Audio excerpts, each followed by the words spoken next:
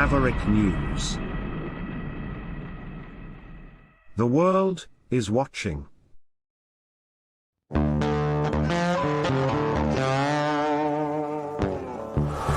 In a universe full of ideas, we draw lightness from the dark to a place where opposites attract.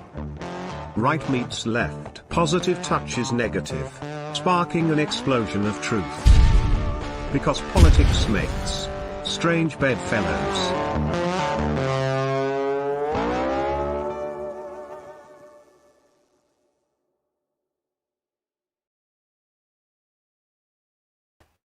Good evening, everybody. Welcome to Strange Bedfellows, episode 28.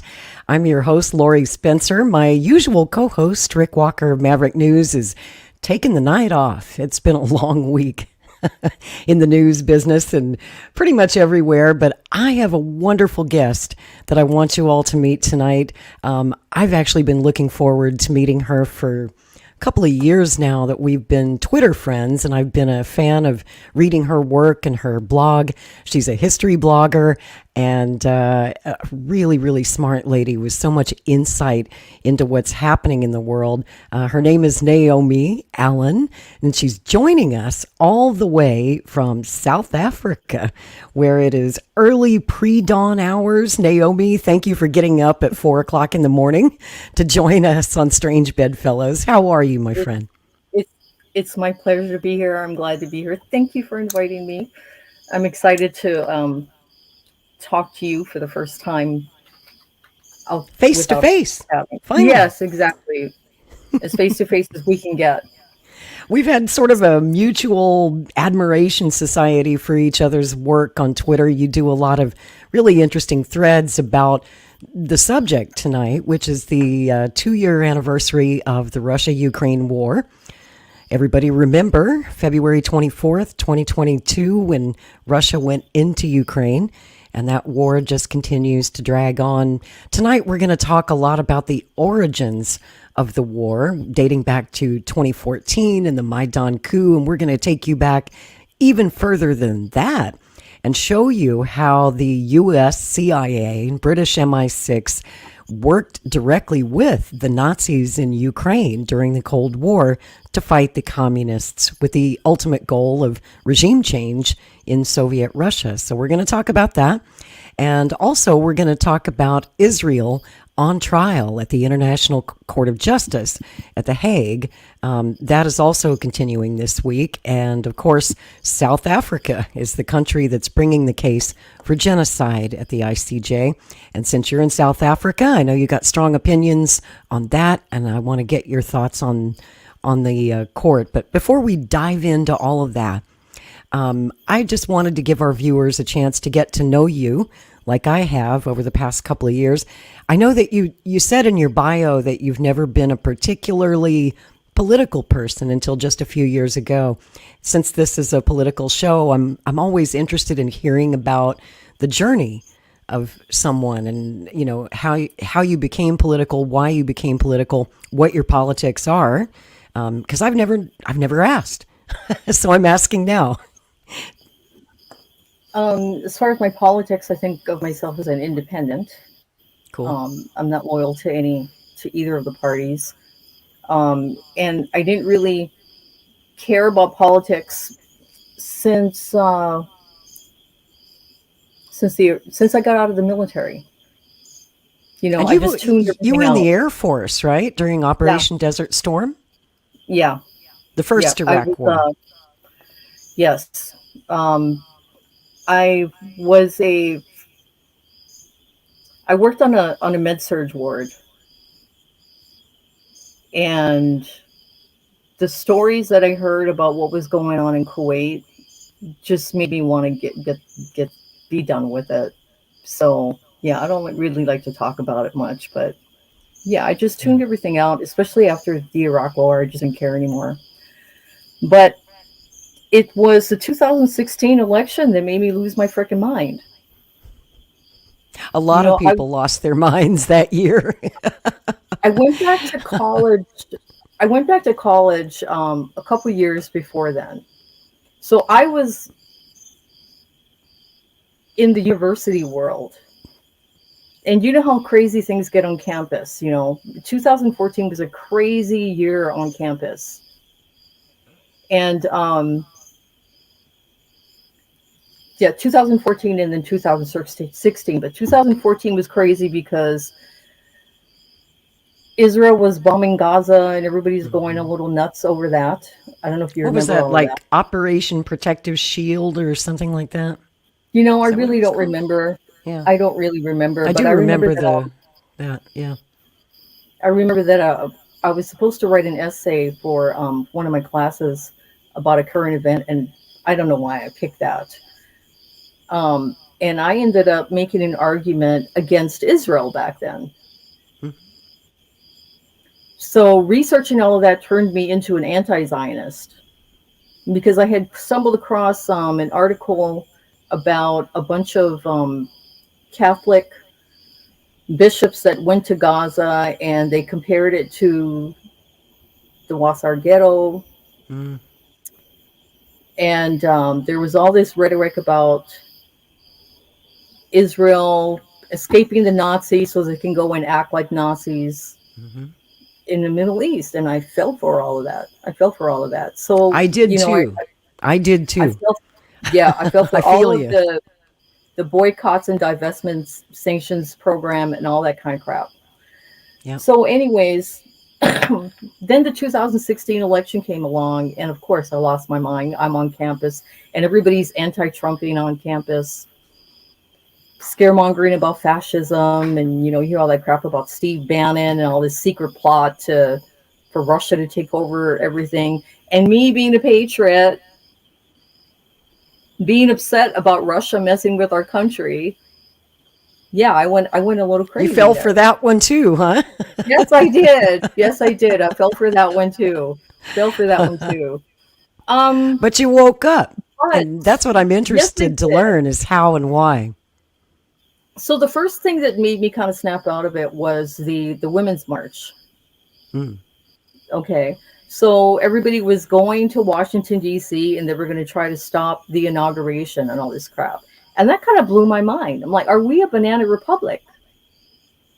Exactly You what know, they accused Trump supporters of doing on Ex- January 6th, you know? exactly. Right. Back then, they were trying to do that. And I kept thinking about how the whole time that I was campaigning for, well, I actually wasn't campaigning for anybody, but I was campaigning against Trump. He's going to destroy democracy. He's going to delegitimize our government. And then that's what the Democrats ended up doing.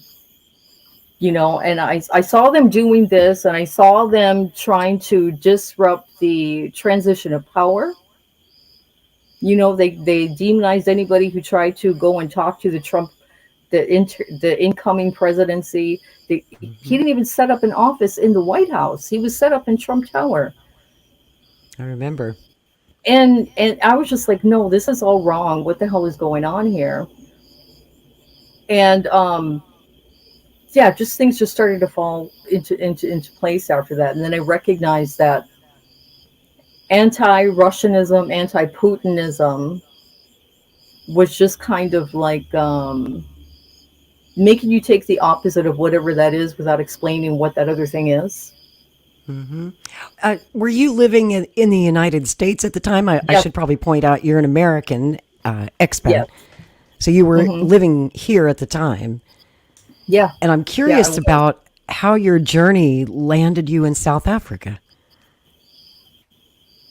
Um. Okay, so my husband was a college professor in the United States. That's actually how we met. I was his student at one time. Teacher's pet. Yeah. So, anyways, when the war in Ukraine started, the atmosphere on campus among the professors really, really changed. Well, the whole thing changed. But him being a political science professor, most of the professors that he worked with were anti-Russia, of course, because of the 2016 thing. They didn't even stop to think about what was really going on there, the reality of the war, the history of the war, or any of that. It was just, they were going to be mad at Russia because Russia tried to steal the 2016 election from, or did steal it from Hillary Clinton. Whatever. So it just kind of drove me nuts. But my husband and I ended up being like the only grown-ups in that community who supported the Russian side of it. So he is a very liberal person, almost socialist. And so I think everybody just assumed that he would have been on their side. I'm sorry if this is a long, drug out story, but he got invited to sit on. He got invited to sit on a panel to talk about the Russia-Ukraine war, and it was the strangest freaking thing that I ever experienced. So you have this panel. You've got an international law professor to talk about whether there's any war crimes going on there. And my husband, I think, was expected to talk about how, because his expertise is in political philosophy, political theory, I think he was expected to talk about how Russia is a fascist country and pull some kind of Timothy Snyder bullshit on the stage there. And there was someone from the U.S. intelligence community on the board there, too. Interesting. And he was the one who called for the panel. And I'm like, well, that's weird, And then there was somebody else, I can't even remember anymore. But so everybody gave their little speeches, and it was, of course, all anti-Russia. And then my husband gets up there, and he starts talking about the Nazis in Ukraine. He's like, do you know who they're fighting? Do you know that they've been bombing Donbass all this time for like these many years, etc.? Do you know the international law that really justifies what Russia is doing? Do the people in Donbass have a right to self-defense? And he started reading the manifesto for that Belitsky wrote. Mm-hmm. And you probably saw I posted a copy of that on my Substack. And there were people that were watching it through Zoom, and he got interrupted, like he got cut off. Like when he started talking, everybody just kind of like rubbernecked it, like, what is he talking about? Okay. Amazing. So when he got to this whole, talking about their racist policy, and this is what this is their whole plan and everything.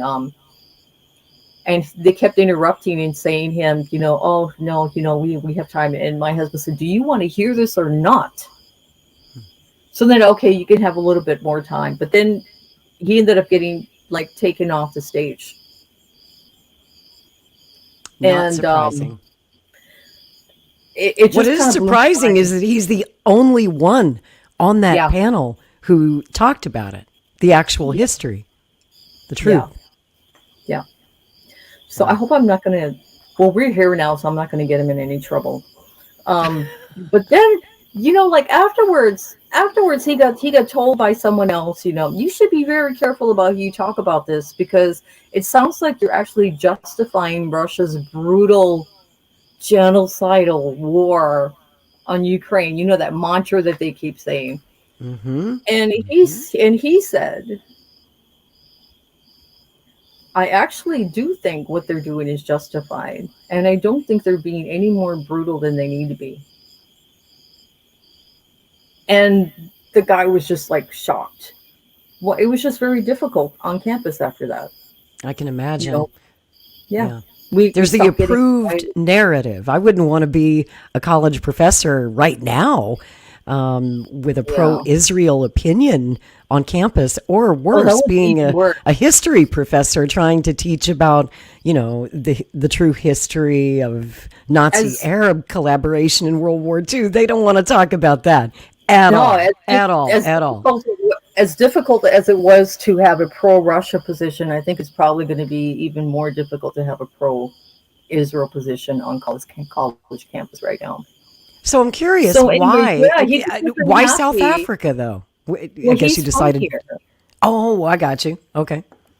Yeah, he's from here. So we had always talked about when he retires, he would move back home, with me, of course. And we just decided retire early. Let's go now. So you Plus, were telling me recently about not only the political situation there in South Africa, but the economic situation and the crime situation. I think you told me that you are basically providing nighttime security for your whole neighborhood, and you're also dealing with frequent power outages, and the grid's always going down. Your internet goes down a lot, so if we lose you during the show, let's just hope the internet stays on long enough to finish the interview. But tell me a little bit about the situation in South Africa right now and what you're living with, and where exactly are you in South Africa? well, I'm in KwaZulu-Natal. I don't want to say exactly where. Yeah, there you go. Don't give your address. Well, I'm not providing security for the whole neighborhood. There's a neighborhood watch, and we work together. Um, but yeah, I'm like hyper aware and run a community volunteer community watch because we don't have any cops. Wow. We have no cops in our city, and um,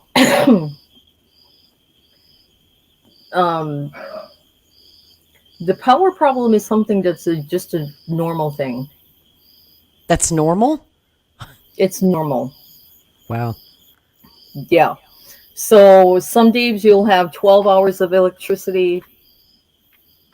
Sometimes every 4 or 6 hours you'll have an outage. Sometimes you won't have power for like 4 days to a whole week. That's got to be an adjustment for an American to Yeah, live it is. like It took that. a while. It took a while for me to get used to it. It was more difficult to deal with the water situation. So So you're without water too sometimes?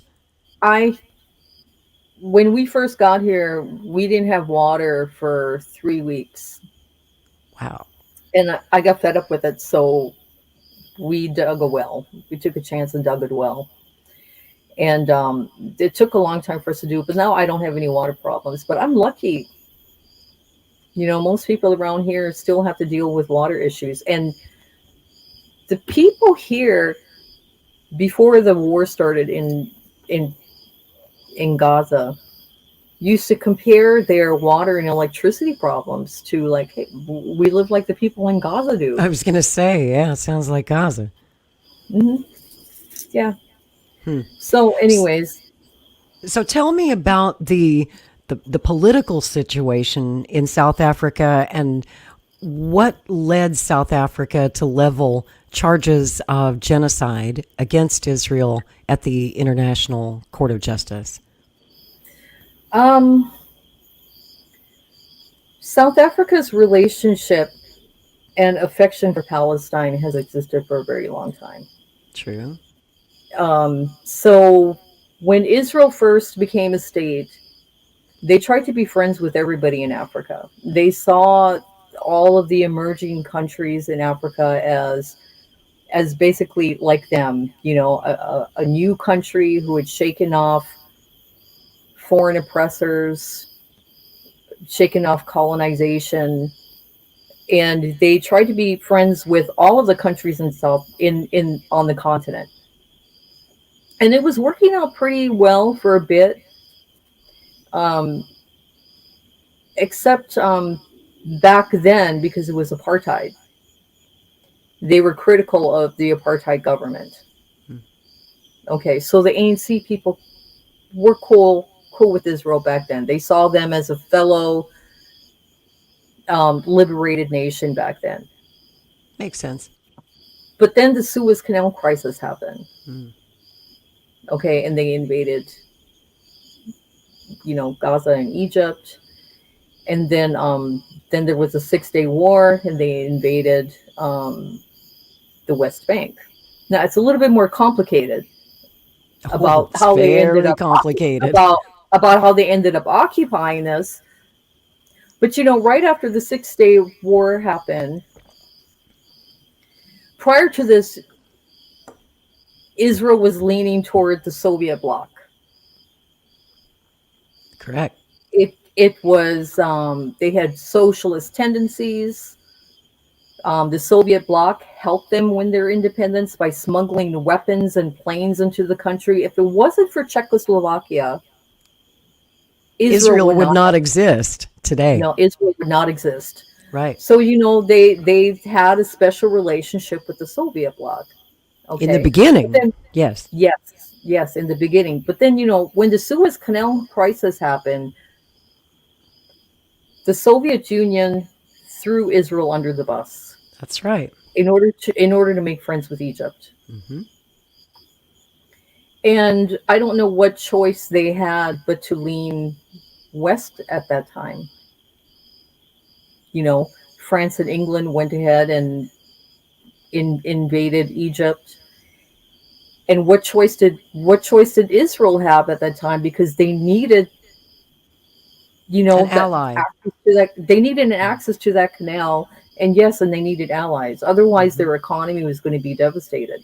But the Soviet Union totally threw them under the bus, and then the war started with Jordan. Right. Now, everybody treats that whole thing as one war, but it's actually two different wars. Explain that, would you? Well, the war with Egypt was about the Suez Canal. Mm-hmm. But the war with Jordan was about the Palestinian... I'm sorry, the birds are messing with me here. They see the light, right? Yeah. The Palestinian radicals, the Husseinites in the West Bank, wouldn't stop attacking Israel. Okay, I'm going to stop you right there. Explain real quick to our viewers, who are the Husseinites? We talk about the Banderites a lot, but who are the Husseinites? Oh my gosh. How long of a show are you? Hey, we got all the time in the world. In fact, I'm going to show people. I have a clip that might save you some explaining, actually. When we talk about Husseinites, we're talking about the ideological devotees of the Grand Mufti of Jerusalem, Haj Amin al-Hassani. And his followers are called the Husseinites. Now, you might be wondering, Before you do that, let me just finish this real quick. Yeah, so finish that thread. They ended up leaning toward the West after all of this happened. And those African countries felt, now you're part of the colonizer sphere. And they all turned their backs on, they all turned their backs on Israel. So that's right. Anyway, that's why South Africa is upset with Israel, because it's part of the colonizer sphere. Yeah. But yes, let's go into al-Husseini. Yeah, let's dive in. What a lot of people don't know, of course, they know about the Ukrainian Nazis, right, who allied with Hitler during World War II. But what a lot of Western folks don't know is that during World War II, the Palestinians, if you can call them that, and much of the Arab countries allied themselves also with Nazi Germany for the same reasons that the Banderites did in Ukraine. They wanted two things. A, they wanted an independent state of their own, Palestine, that was Juden-free. No Jews. They wanted to run all the Jews out of the Holy Land. Number two, they wanted to kill Jews. They had that in common with Nazi Germany. There was a meeting of the minds between Hitler and the Grand Mufti. And since documentaries are hard to come by, when you're researching this and you look into who was the Grand Mufti and why was he allied with Nazi Germany, you're not going to find hardly any documentaries in the English language. But the best one that I've found was made several years ago by German TV, Arte TV. And of course, leave it to the Germans, right, to be able to tell this story like no one else. They talked to al-Hassani's daughter and one of his sons, and also talked to some of the original fighters, both Jewish and Arab, from the 1948 war. So this was before they passed away. This was several years ago. It's a classic. It's called The Turban and the Swastika. And if you're curious about who Haj Amin al-Husseini was, he was an enthusiastic Nazi. We're going to show you a little clip of that film right now.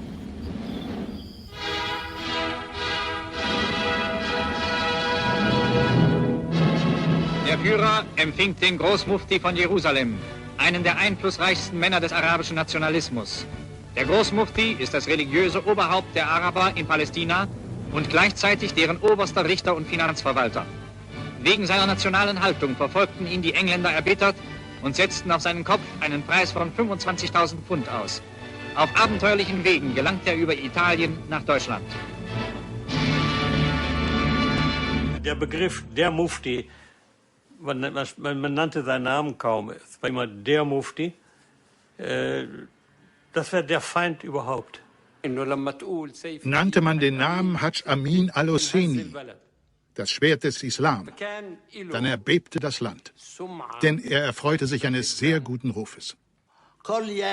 Jedes jüdische Kind, wenn es den Namen Mufti hörte, dachte an Hass, Zerstörung, Tod, Mord. Ich sah ihn aus der Ferne in der Moschee. Er hetzte auf und sprach gegen die Juden. Er war ein besonderer Typ. Er war ein Djinji, ein Rotschopf. Rote Wimpern, rote Lippen, alles. Und er hatte ein großes Charisma.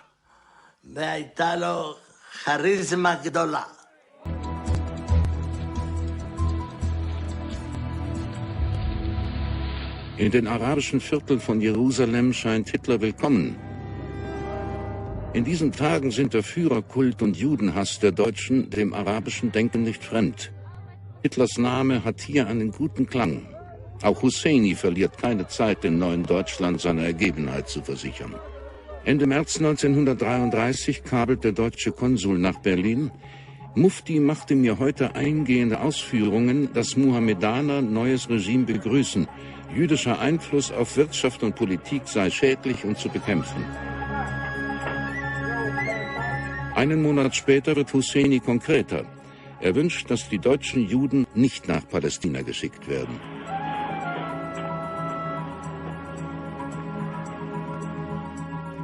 Intensiv bemüht sich der Großmufti um Kontakt und ein dauerhaftes Bündnis mit den Nazis.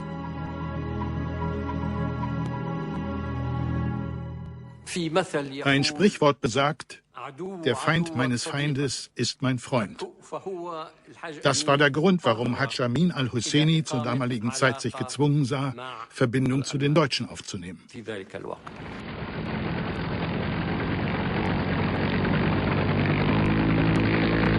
Die Nazis schauen sich zwar um im Nahen Osten, aber vorerst nur als Touristen, wie Propagandachef Goebbels in Ägypten. Sie sympathisieren durchaus mit den Arabern und der Politik Husseinis, aber sie mischen sich nicht offen ein. Das Mittelmeer ist italienisches Interessengebiet. Nur heimlich suchen sie Kontakt zum Großmufti, wie 1937 Adolf Eichmann. Der SS-Mann wird von den Briten allerdings nicht ins Land gelassen. Der Mufti muss sich gedulden, aber die SS hält heimlich Kontakte und man unterstützt ihn mit Geld.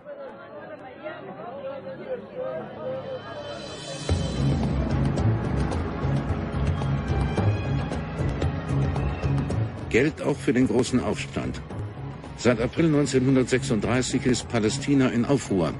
Die Araber erheben sich gegen die Briten und die Einwanderung der Juden.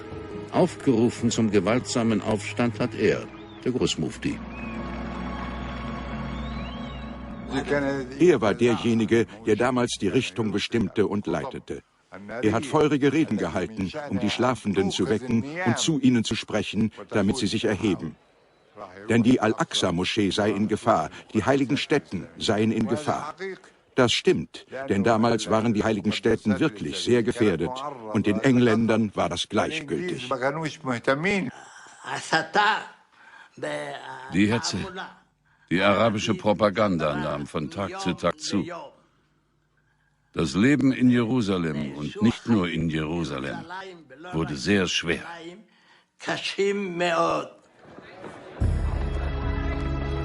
In Jerusalem und in anderen alten Städten fliehen die Juden aus ihren Quartieren, um sich in Sicherheit zu bringen. Eine jahrhundertealte Nachbarschaft ist für immer zerstört. Hart und ohne Kompromisse gehen die Briten gegen die Aufständischen vor. Von Beirut aus dirigiert er unbehelligt den Aufstand in seiner Heimat weiter.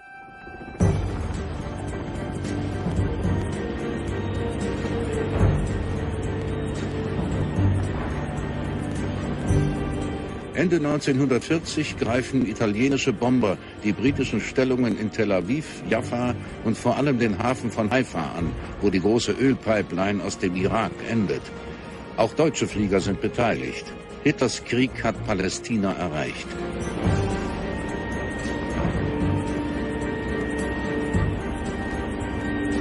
Der Mufti hat nichts gegen die Bomben auf seiner Heimat. Schon bald wird er den Deutschen selbst vorschlagen, auch Jerusalem zu bombardieren. Husseini ist seit Kriegsbeginn im Irak. Aus Bagdad bietet er im Januar 1941 Hitler seine direkte Hilfe im Krieg an.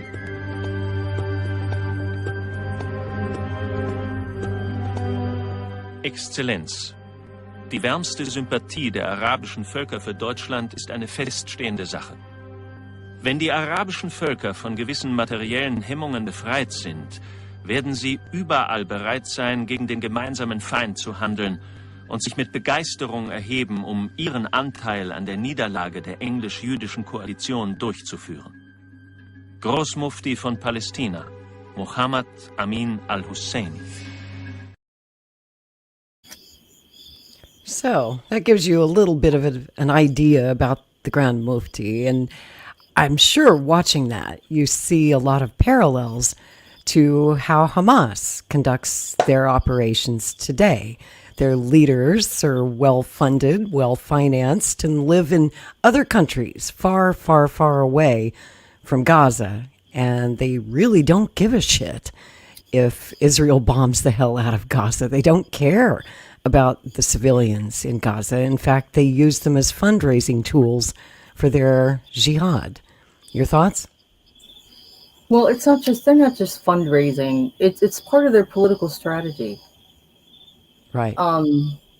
They've created this cult of martyrdom, and they have willing and unwilling human shields. People are in an information bubble, and when they see the videos of these people trying to escape the hospitals and a sniper is shooting at them, they just assume it's the Israelis.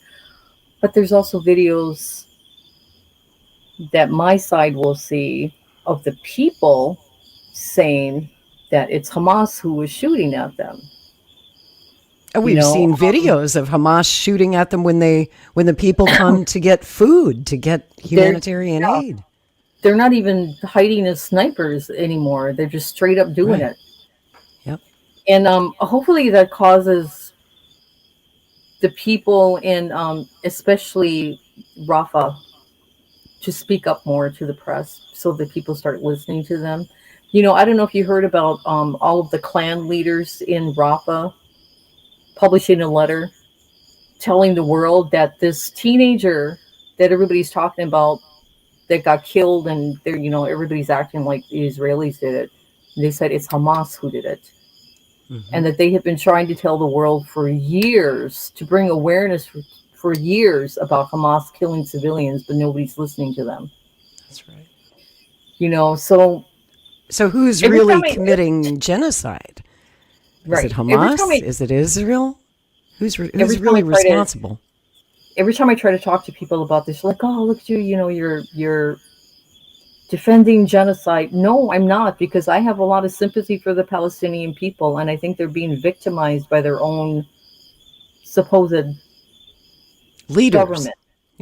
Yeah. And I want the international community to help those people get to safe places, to secure these safe routes, get the people out of the hospitals. Where's the Red Cross? Where's UNRWA? Where are all these people? Instead of doing what they're supposed to be doing with the green corridors and the green zones and all of that stuff. Whenever Israel says we need to bomb this block and the international community needs to help these people get out, instead of doing that, they start calling for a ceasefire. A ceasefire to send humanitarian aid in to do what? To feed the people while they wait to get killed? And you want to call me the one who's calling for their deaths when these people are actually defending the use of human shields? And I know because we've talked about it privately, and I kind of wanted to dig into it here. As a student of history, we are able to understand the influence of Nazi ideology in the Palestinian liberation movement and throughout much of Arabia even today. And one of the reasons for that, and people, of course, attack me for saying it, but it's just historical fact. After World War II, Germany was denazified, right? They made Nazi propaganda illegal. You couldn't have a copy of Mein Kampf in your home. You couldn't have a swastika flag. You couldn't display any of the symbols of the Nazi regime. So Germany was, in fact, denazified, but not the case in the Middle East. They never outlawed Mein Kampf there. It's still a bestseller. It's like number 6 bestseller in Palestine to this day. They still look upon Hitler, the Nazis, and the Grand Mufti as heroes of their liberation. And they still align with those views, and they make no apologies about it. They're like, yeah, we like Hitler, period. And that has not changed. They have never been held accountable for ethnic cleansing their own countries. Exactly right. Nobody even asks, well, how did Jordan become Judean-free? Where are the Jewish Palestinians, the supposed Jewish Palestinians? How about Iraq? As we just saw in the Farhud of 1941, when the Jews were ethnically cleansed and cleansed again from Iraq, from Kuwait, from almost every Arab country in the region. Hundreds of thousands were driven out. Or killed. I'm trying not to get emotional, but I understand. It's like, who's actually, both sides accuse the other of ethnic cleansing, but who has actually accomplished that? The numbers speak for themselves. How? Look up the Jewish population in an Arab country today. Good luck finding them.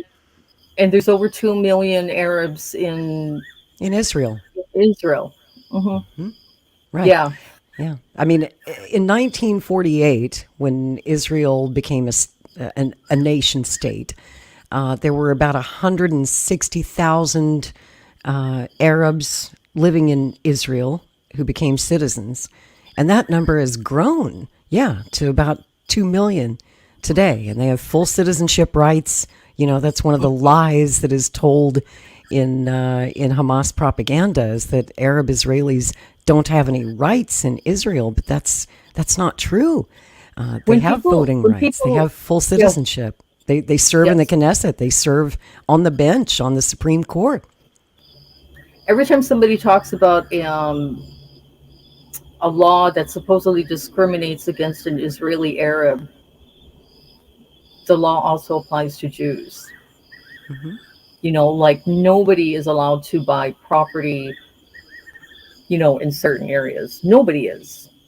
The Arabs can't, the Jews can't either. So that's just one example. The only difference in laws that I see that is applied differently, I've only found like 2. And the first one is that Arabs are excused from compulsory service. Okay, so they only join the IDF if they want to. Okay, so they're excused from that. And the other one is Arabs are not allowed to be evicted from their homes as long as they pay their rent. Okay, so all of these evictions that you're seeing in Jerusalem, they're like, oh, you know, stealing people's houses or whatever. These are people who haven't paid their rent. Just like here, if you don't pay your rent, out you go. Exactly. You know, So, I know they. but here's the thing: they can move into a house without permission, a house that somebody else owns, like the Jews that got expelled. It's the old Jewish quarter. This is the area they're talking about that Jordan had purged the Jews of in 1948. So these are Jewish homes that had been abandoned because they were, you know, thrown out. And these Palestinians moved in to these homes that they didn't own. And Israel made a law, well, we're not going to throw them out, you know, when they annexed it. We're not going to throw them out as long as they pay their rent, as long as they pay the owner's rent. So, I mean... So you're saying that the stolen land narrative is inverted, just like the genocide narrative? Is that what you're saying? Yeah. Yeah, I tend to agree. Oh, but try saying that on Twitter. Holy shit. They've got an army of Twitter trolls who'll come after you. I'll tell you a story. I get it, because I fell for it one time too. Me too. Right after October 7th, I started writing about the history because I'm a historian. I didn't really have a dog in the fight. I wasn't on either side. I'm just telling you guys about the history of al-Husseini, the Grand Mufti, the continuing influence of Nazism in the Palestinian liberation movement. And I was trying to tell people that, yes, they were allied with the Nazis in World War II. I got attacked for it. I had people tell me, Lori, you don't know anything. I'm like, no, actually, they did. And I posted this picture, right, on Twitter. Now that's a group of Palestinian soldiers in World War II flying their Palestine flag with the swastika on it. They were loud and proud, and they were very enthusiastic Nazis. Now, there is a narrative that their defenders like to say. When they talk about the Grand Mufti, they say, oh, he was just against the British. Right? It was a marriage of convenience with the Nazis, they say. He wasn't really a Nazi. He was just against the British. That's what they say about Bandera. They say that about Bandera. Mm-hmm. Yes, exactly. Would you like to address that he was only anti-British narrative?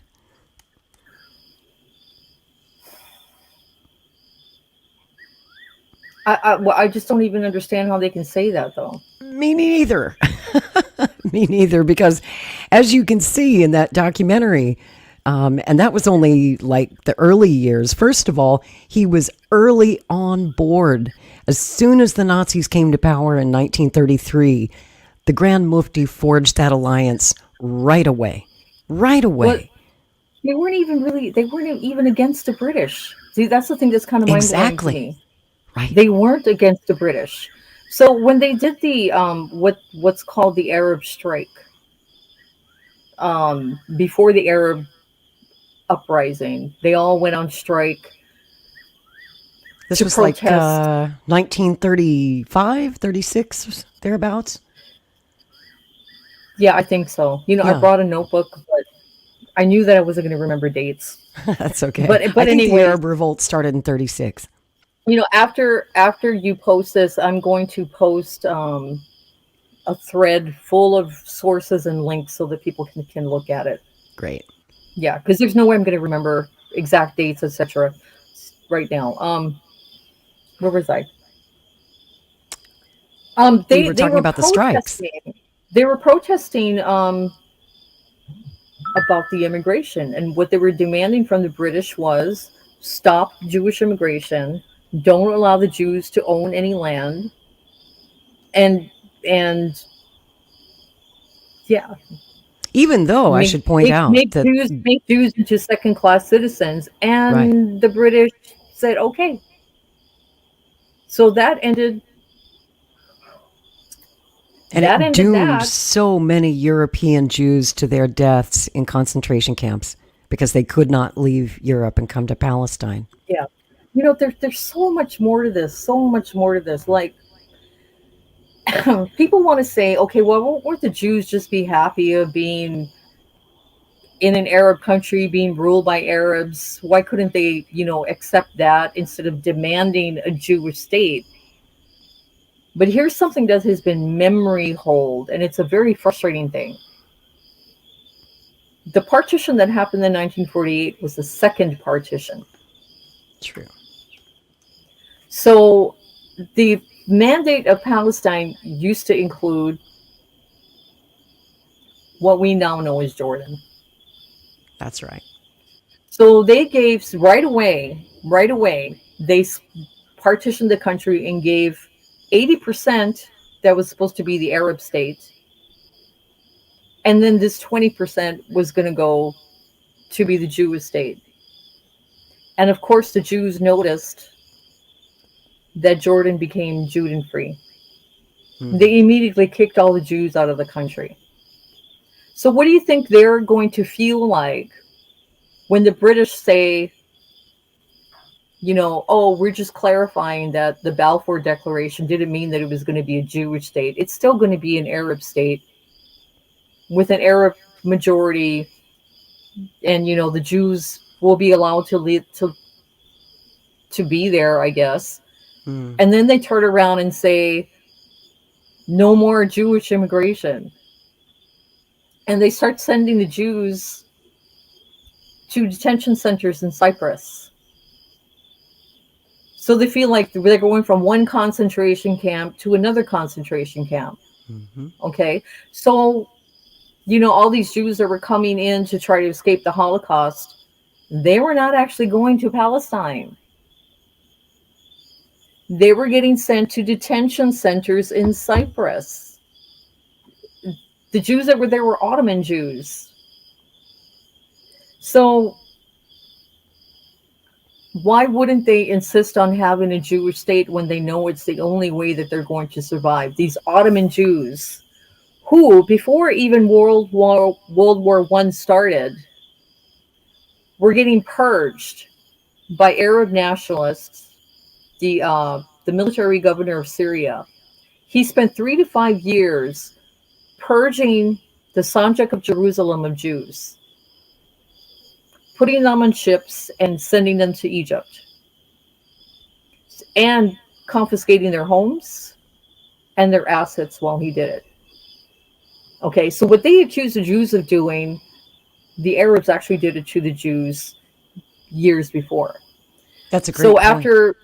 After the Brits came, those Ottoman Jews that were in Egypt, then that's when they went back. So Ben Gurion, he was one such Jew. He was an Ottoman Jew. He came to the Ottoman Empire after the Odessa massacre started. He became a subject of the Ottoman Empire. He fought in the Ottoman army. And he got expelled from the country in one of those purges.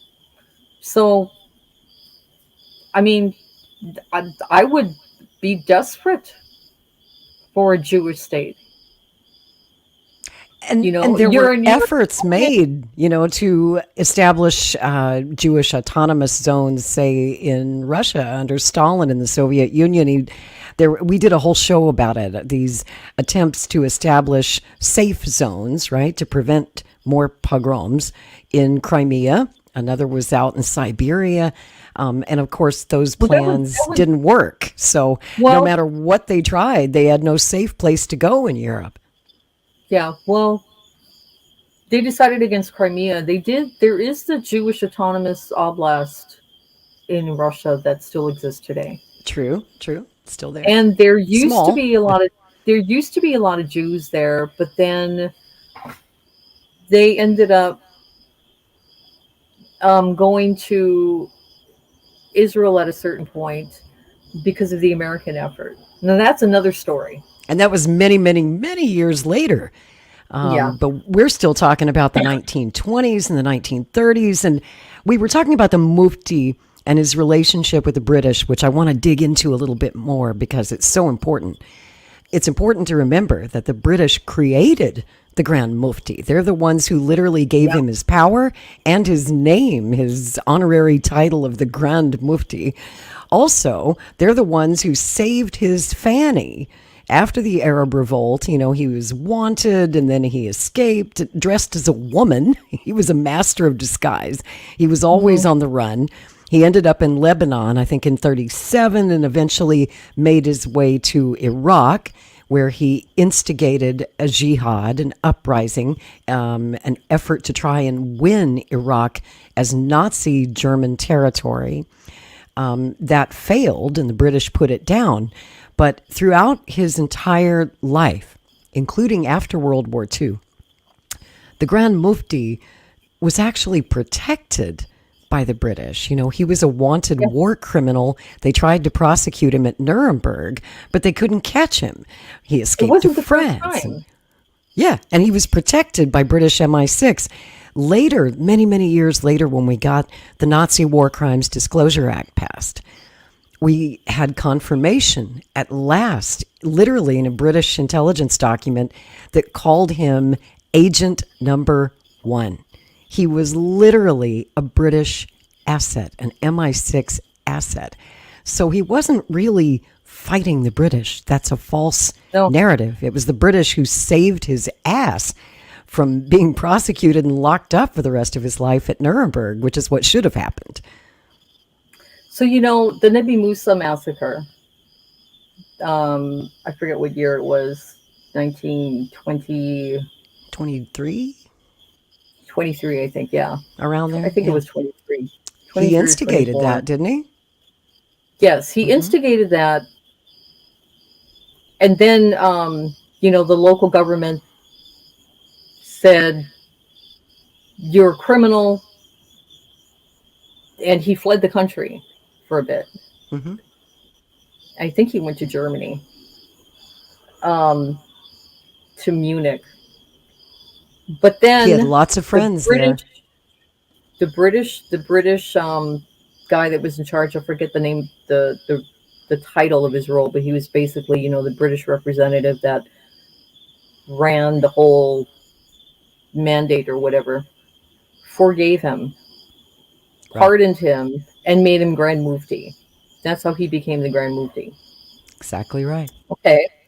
And here's a couple of interesting things. When he ran away to Egypt to escape the Nuremberg trials and all, Egypt was occupied by the Brits. Why did they let him stay there? And here's another interesting thing. When Egypt invaded Gaza in 1948 to challenge Jordan's leadership of the Arab state, the Grand Mufti was like the lead of the government there, the all-Palestine government.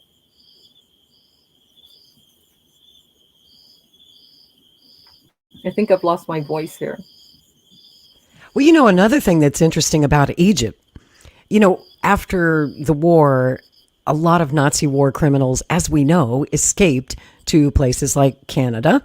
Some ended up in the United States, and some went to Britain.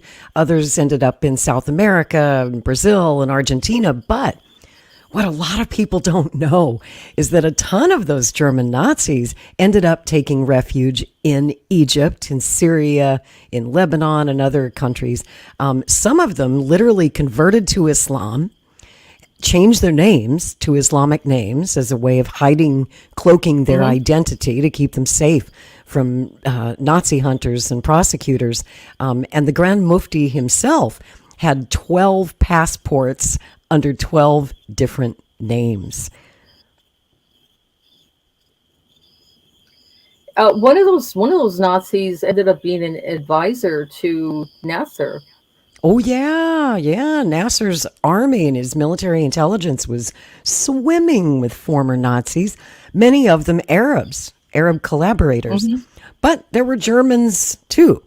And you know what's interesting, too, as I was going through these declassified documents recently under the Nazi War Crimes Disclosure Act, really looking at the Arab collaborators, it was fascinating to me how a lot of the documents, especially the German ones, referred to the Palestinians who were on their side fighting as honorary Aryans. And in fact, Hitler was quite infatuated with Islam. He had a lot of respect for the Arabs, even though he, didn't really consider them to be Aryans, but he made them honorary Aryans. And he was really fascinated by the Grand Mufti because unlike your average Arab who has, dark brown skin and brown eyes, the Mufti looked white. He had red hair. He had blue eyes, striking blue eyes, they say, and was, as you can see in the photographs of him, very light-skinned. So I have another clip that I want to play you. This gets into the World War II years and the strongest years of the Arab and Nazi alliance. And in this clip, they actually talk about how Hitler literally had a whole DNA, they didn't have DNA, but he did this whole genealogical study of the Grand Mufti to see if it was okay to ally himself with someone who wasn't an Aryan. And the pretzel knots that Hitler twisted himself into to justify an alliance with an Arab and how he came up with this honorary Aryan business. It's fascinating. Take a look at this.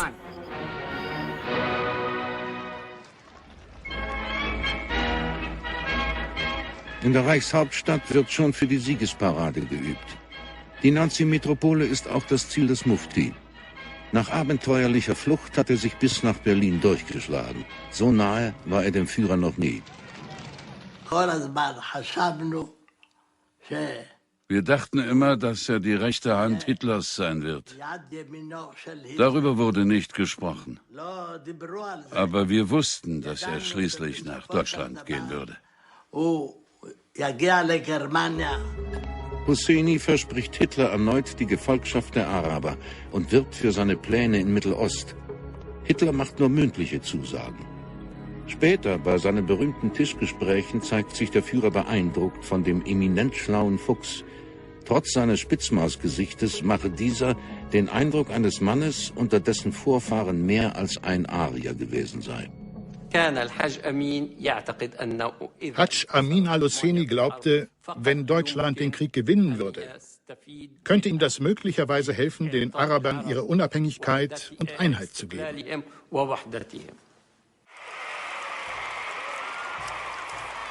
Husseini trifft auf ein Land, das sich im Siegestaumel befindet und vor Kraft und Selbstbewusstsein strotzt.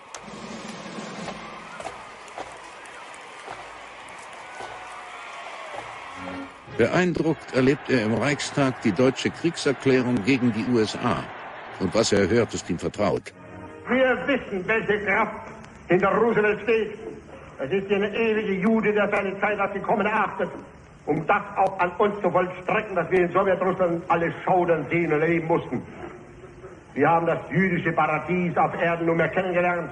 Wir aber wissen, dass es die Absicht der Juden und ihres Franklin Roosevelt ist, einen Staat nach dem anderen allein zu vernichten.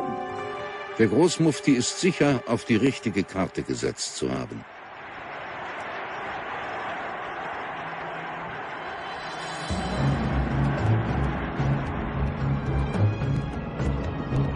Die Chancen, jetzt im Zeichen des Hakenkreuzes nach Jerusalem zurückzukehren, stehen gut.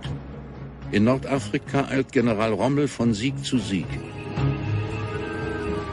Zeit, die eigenen Pläne wieder ins Spiel zu bringen. Im April 1942 schreibt er an Außenminister Ribbentrop: Herr Reichsminister, wir haben die Bereitschaft des arabischen Volkes am Kampf gegen die gemeinsamen Feinde bis zum Endsieg erklärt. Wir bitten nun, den unter britischer Unterdrückung leidenden arabischen Ländern in ihrem Kampf für die Befreiung jede denkbare Unterstützung zu gewähren die Souveränität und Unabhängigkeit anzuerkennen und ihrer Vereinigung sowie der Beseitigung der jüdisch-nationalen Heimstätte in Palästina zuzustimmen. Amin al-Hussein.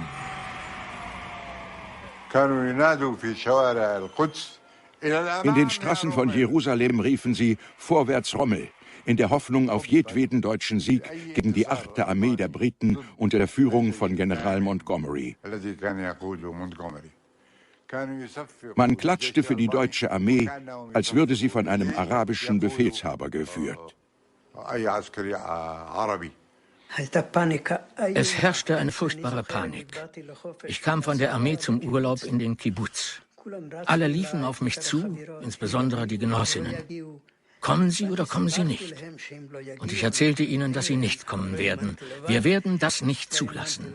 Aber wir glaubten nicht, dass wir sie aufhalten könnten. Die Angst war groß. Und die Araber hier wetzten schon die Messer, um die jüdische Bevölkerung mit Hilfe der Deutschen, mit Hilfe der Nazis zu töten. Die Panik war furchtbar. Der Hass gegen die Engländer und die Juden erreichte seinen Höhepunkt. Das Maß war voll und am Überlaufen. Insbesondere nachdem sie gesehen hatten, wie die Zionisten aufschreckten nach dem deutschen Sieg in Nordafrika.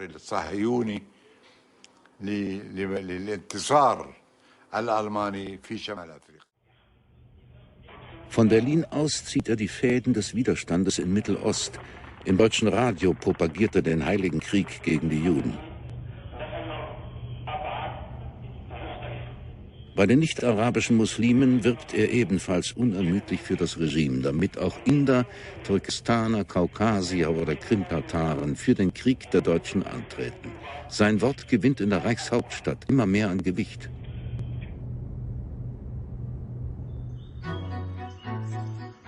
Großzügig unterstützt das Regime den Mufti. Villen, Ferienresidenzen, Dienstbüros sowie beträchtliche Monatszahlungen. Jede Dienstleistung lässt er sich fürstlich vom Außenministerium und der SS entlohnen. Ein dichtes Band von Verbindungen und enge Freundschaften zu NS-Führern verschaffen ihm den nötigen Spielraum, seine Ambitionen konsequent zu verfolgen. Der Großmufti lebt in einem goldenen Exil.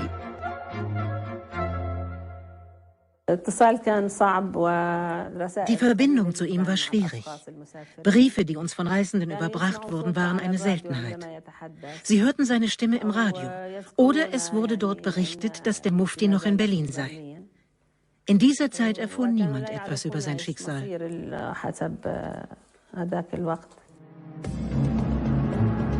Sentimentalitäten sind dem umtriebigen Araberführer fremd. Obwohl seine Familie in Jerusalem lebt, schlägt er seit 1943 wiederholt vor, die heilige Stadt oder Tel Aviv zu bombardieren, weil dort die Zionisten tagen oder eben nur der propagandistischen Wirkung wegen.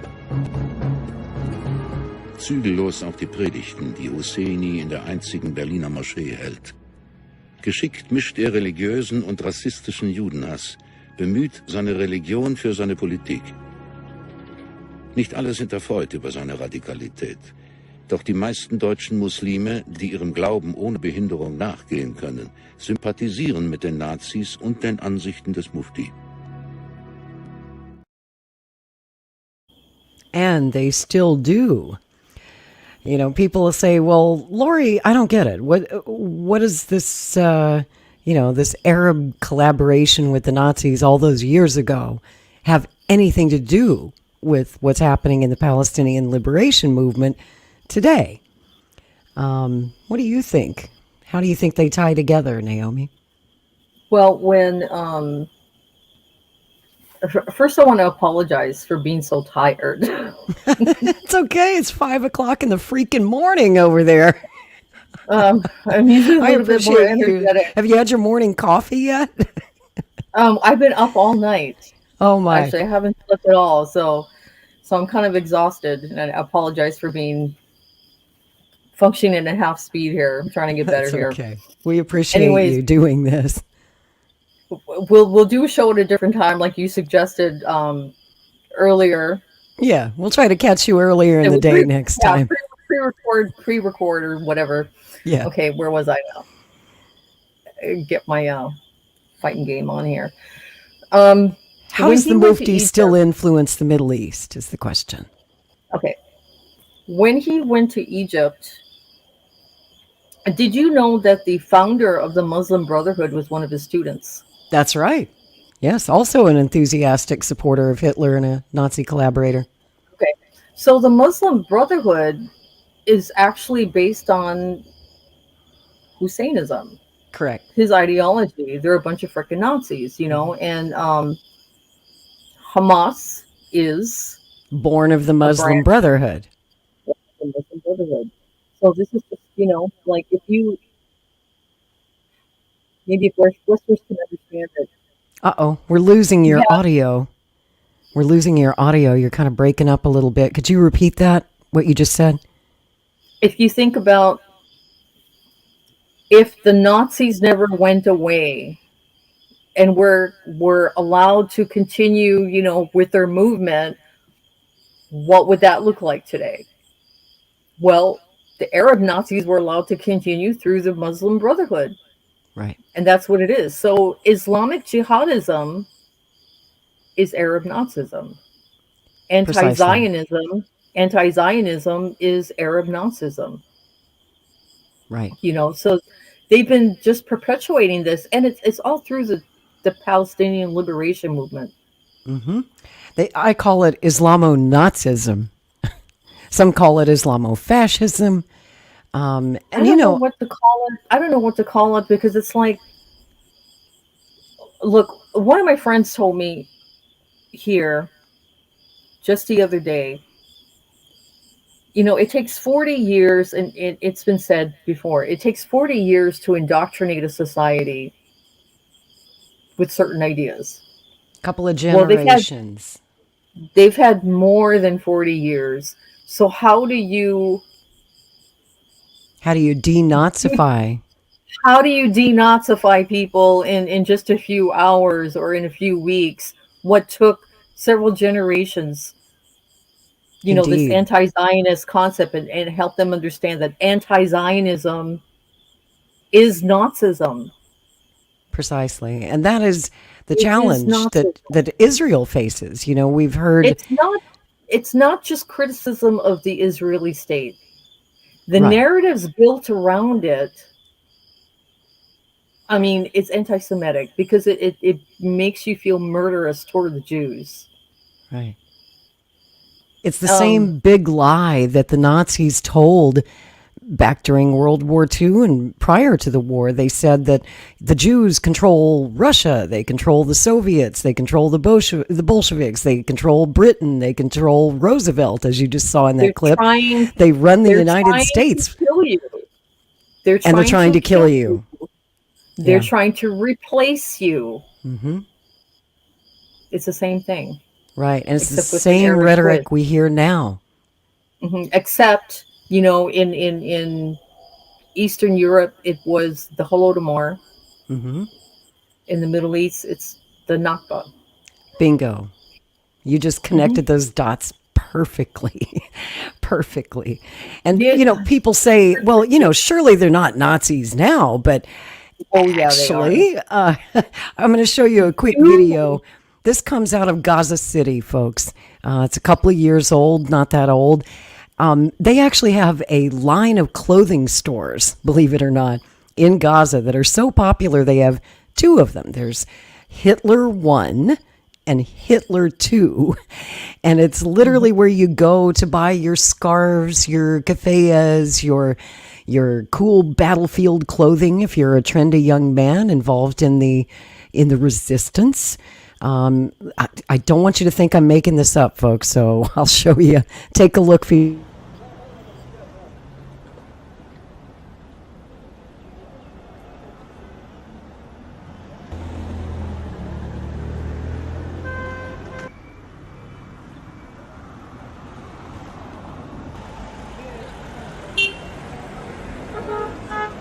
اسم المحل هتلر، وانا بحبه يعني من كتر ما هو كان اكتر واحد معادي لليهود، لانه ظلمونا ويعني اخذوا حقنا، كل حقنا اخذوه في البلد، يعني ما خليناش اشي. يعني احنا الحين بس نروح نموت احسن، احنا عايشين من قلة الموت. وعجبني كمان يعني اللبس، هو احلى حاجة فيه اللبس، والاسم يعني تبعه روعة. لا مكشف.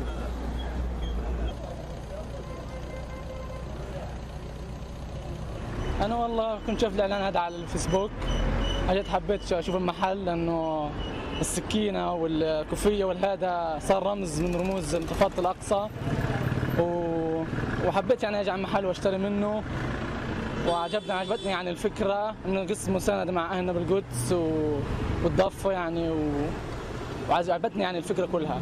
أنا مارق بدي أشتري أواعي، فلفت انتباهي المحل إنه بيعبر عن رمز الانتفاضة في الضفة، ويعني هذه الشغلات مساندة لأهلنا في الضفة، قصة السكين والكوفية واللتمة، حاجات حلوة تلفت الانتباه، ويعني إشي حلو مميز كمان، حاجات حلوة كتير.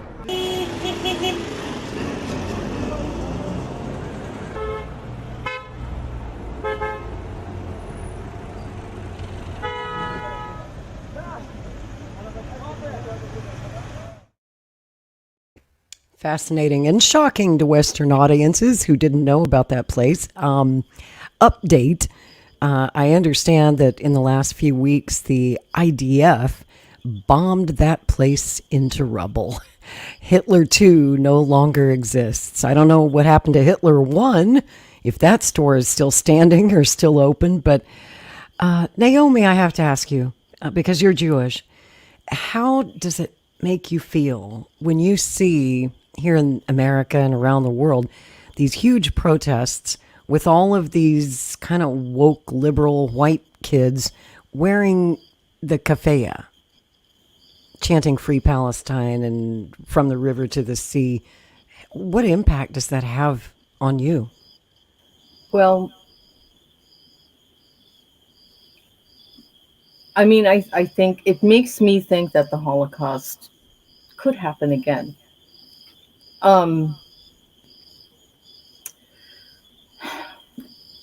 When I was watching that video, I was just thinking about how when I am able to convince people that these people are Nazis, or that, you know, they want to kill all the Jews, the response is, well, what do you expect?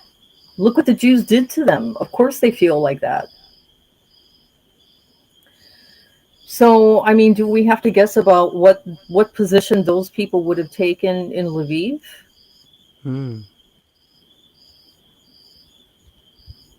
And look at how they're behaving. You know, there's this college professor who I used to talk to because he was, you know,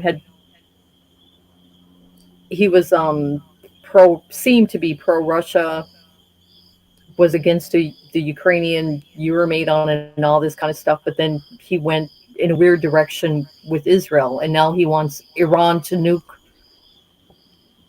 literally, like calling for Iran to nuke Israel. And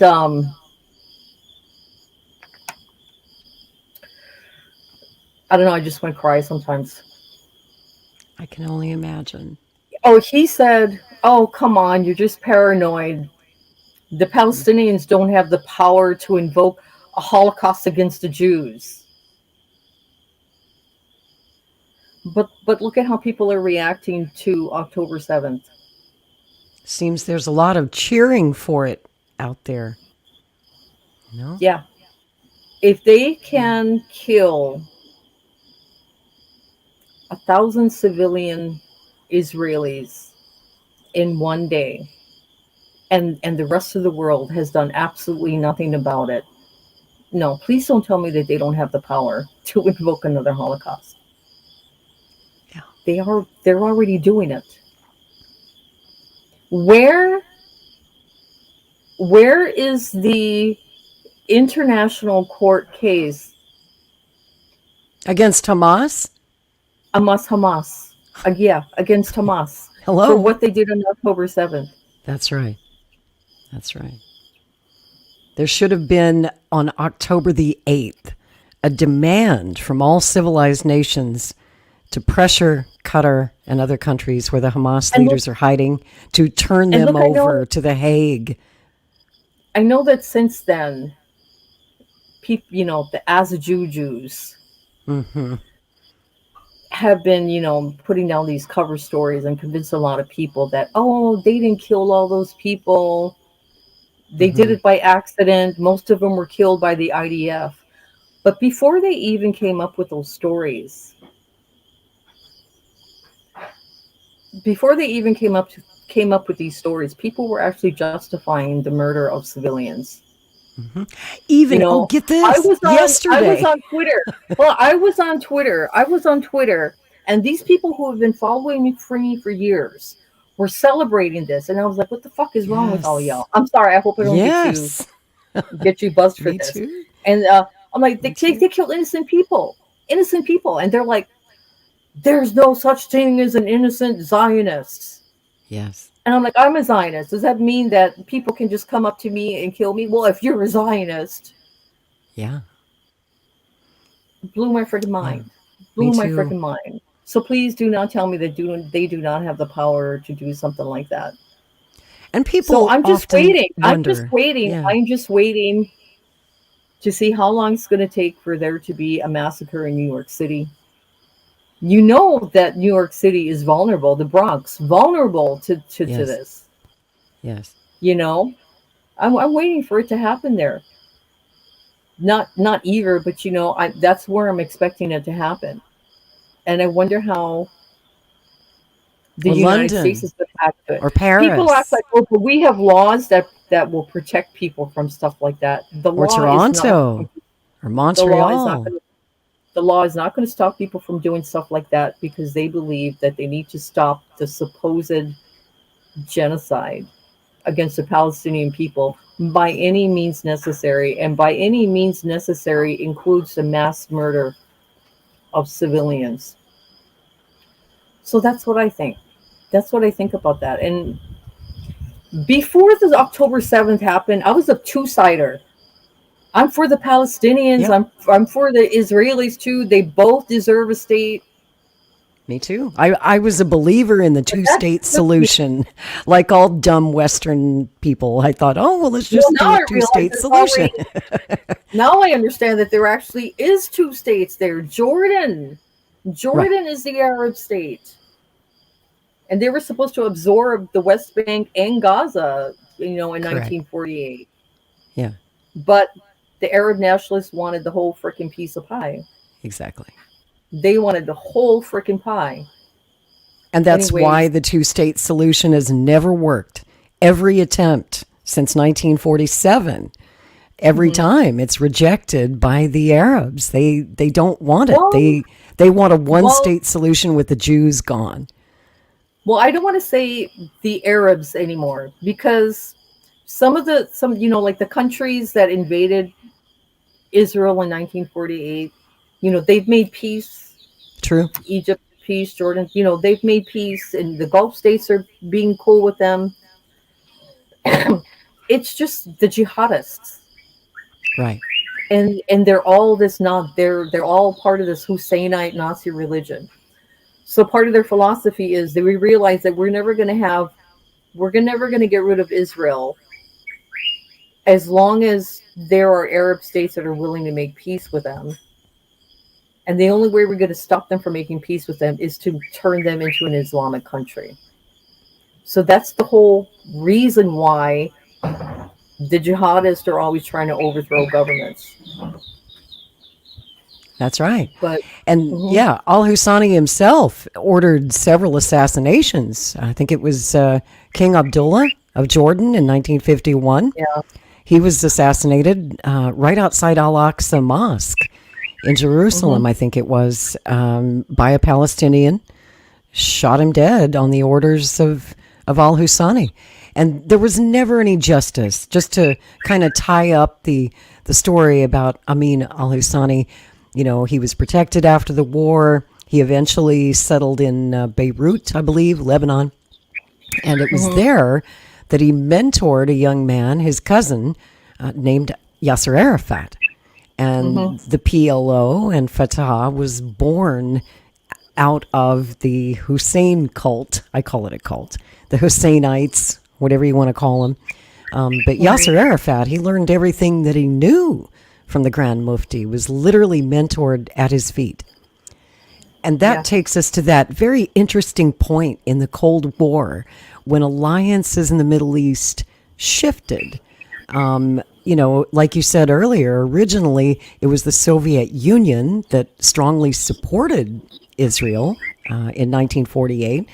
And then that changed during the Cold War when Israel and the United States came closer together, which then forced the Soviets to forge an alliance with their former enemies, the Arabs, the Palestinians who had fought against them with Hitler in World War II. Then they end up climbing into bed with them. Well, I kind of disagree in the order of that. I don't think that the Soviets turned their backs on Israel after they formed an alliance with the United States. The Soviet Union turned their backs on Israel first over the Suez Canal because they saw what Egypt was doing to take that Suez Canal away from that Western company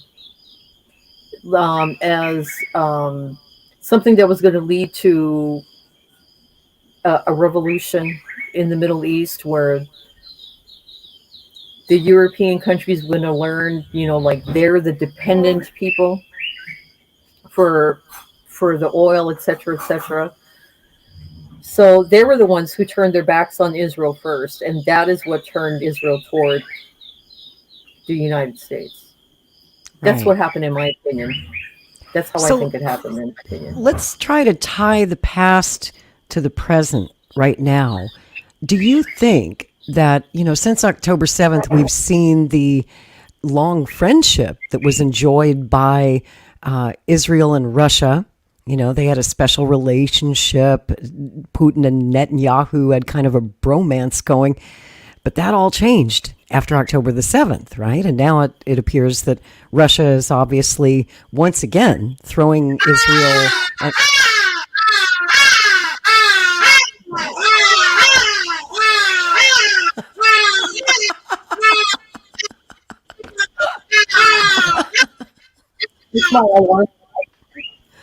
Wow. Those are called party dolls. Yeah, they do that every morning. It's daybreak there. Are they just crowing the dawn, the rising sun? It's so cool. What's it called? A ibis? They're very ancient birds. And very loud. They drowned me out. I don't know if you even heard my question. You probably didn't.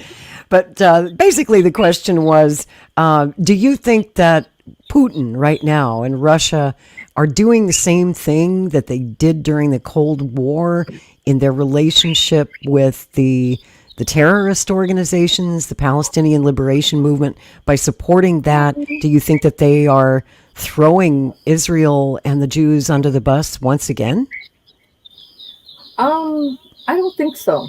I think that Putin and the whole government, they're playing politics right now for the sake of BRICS and trying to appear, neutral. But they say some very important things. They do defend the legitimacy of the Israeli state. They do believe that Israel has a right to defend themselves. And they have made a comment. Lavrov said that Israel was born. Can you hear me? Israel was born, out of need because of the Holocaust, etc., etc. And they've said things like,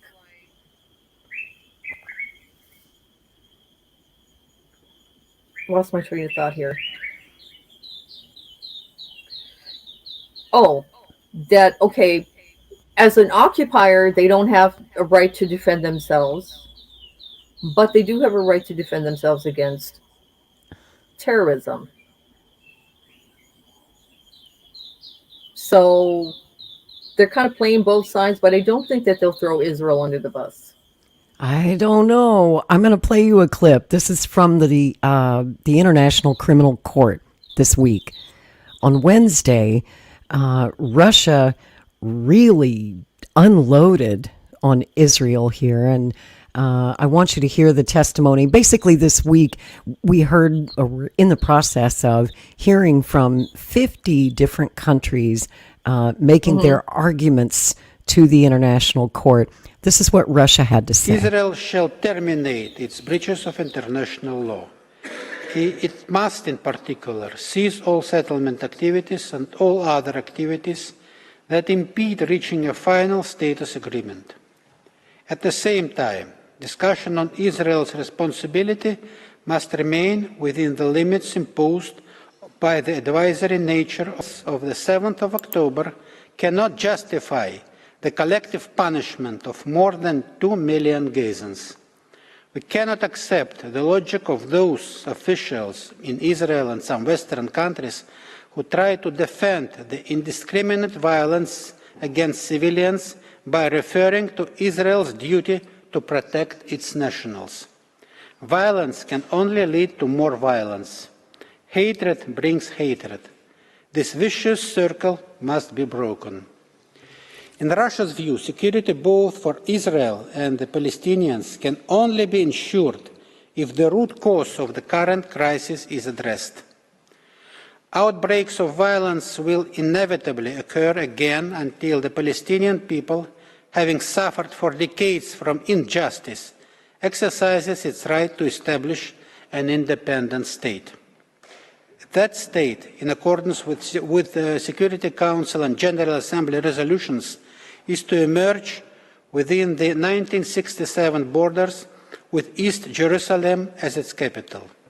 Only this approach, based on international law, can bring a lasting peace for the region and security for Palestinians and Israelis alike.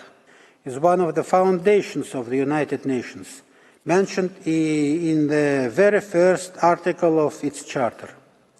Every state has the duty to refrain from any forcible action which deprives peoples of their right to self-determination. Meanwhile, as recognized by the General Assembly, the protracted Israeli occupation prevents the Palestinians from implementing that right.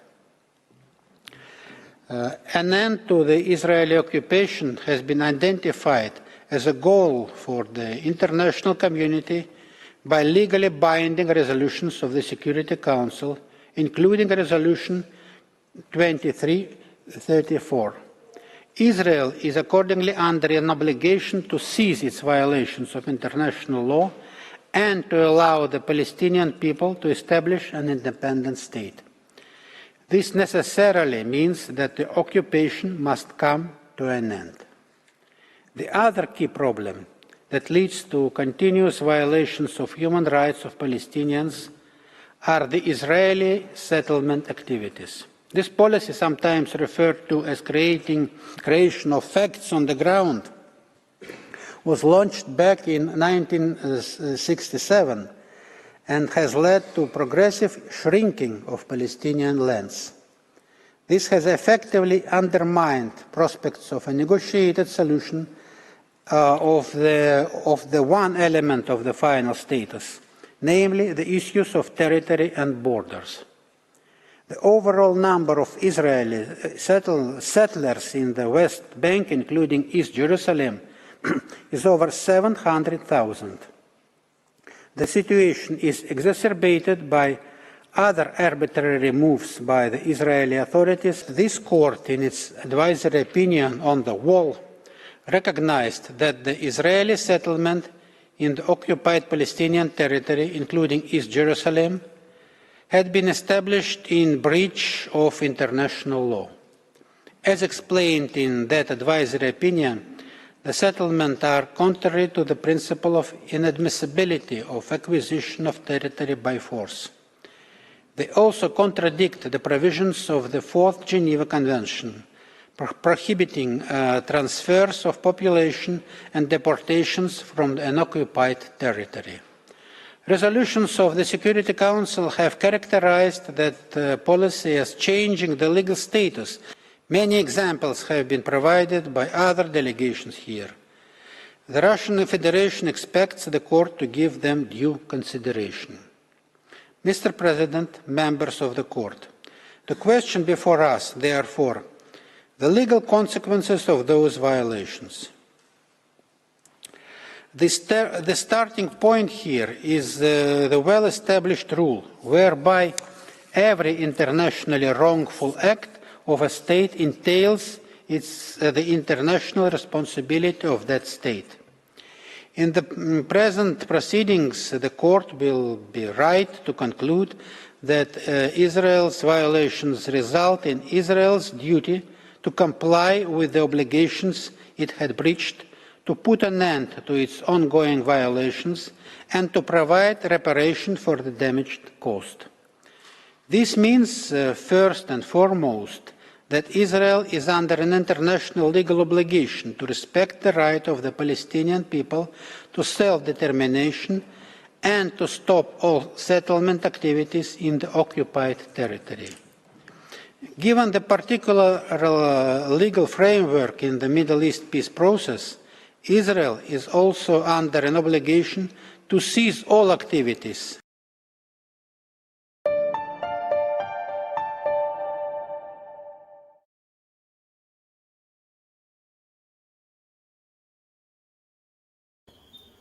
Now that's interesting to me, Naomi, the argument that Russia makes. It's the Palestinian argument that these territories were acquired by use of force. To me, that's called winning a war. Ask Poland how they felt after World War II when Russia took over their country. The Soviet Union certainly did the same thing in Europe after World War II. It happens in every war. It happened in Palestine. That's how the British Mandate came to be after World War I, when the Ottoman Empire was defeated. That's how the West Bank and Gaza came to be under the control of Israel. Basically, the Arabs started a war. They lost, and they lost some territory, and now they cry that their land was stolen from them. Well, that's what happens in a war. Am I wrong? Well, after the 6-Day War, the treaties that were drawn up between Israel and Egypt and Israel and Jordan, they actually gave Israel administrative control of those regions. Correct. And the territories between Jordan and Israel were the old board for the Palestinian Mandate, and the same with Egypt. So they basically ceded that land to Israel, but Israel never bothered to annex it. So they just kind of fell into a black hole, and they're like no man's land. They never wanted to keep those countries. If they had just went ahead and annexed it right away, we wouldn't have all these problems. But they didn't want those countries. They didn't want the West Bank. They didn't want Gaza because it was full of terrorists. Egypt didn't want them either. Jordan didn't want them either. They still don't. Their borders are closed to the Palestinians. The reason they didn't want them was because they couldn't control them. They kept trying to overthrow their own governments. And Israel was like, Jordan, these are your people. They were Jordanian citizens. If you don't control them, we're going to bomb you. And that's exactly how the war with Jordan started. What happened? Yeah. And so what did Jordan do? Oh, well, here, you take them. And that's, the Oslo Accords were supposed to transition them to that point, but they're Nazis. What do? You can't reason with Nazis. They only want one thing, the destruction of Israel. Right. They don't want their own state. And by they had their own state. They had their own state. It was Jordan. They had their Arab state. That's right. And for people who say, for 2 years, you and I have both been attacked by the NAFO trolls and those who say there are no Nazis in Ukraine, right? The Banderites are gone. It has nothing to do with their World War II alliance, blah, blah, blah, blah. And we've, definitively shown that that's not true. Now we're getting attacked for saying that there are Nazis in Palestine and then the Hamas guys practice Nazi ideology. And this photo, I don't know if you saw this. This just popped up this week. Right there. Mm-hmm. See the tattoo? Well, you know what? They don't care anymore. Oh, I heard all about that Al Husseini guy and that they're Nazis. I don't care. It doesn't matter. What matters is what is going on today, the genocide that Israel is carrying out. That's what they say. But getting back to Russia, I do want to talk about the anniversary of the war and sort of tying this all together, if the bird will let me talk. Russia better watch out, because the arguments that they're making against Israel right now also applies to what they're doing in Ukraine. I tend to agree with that.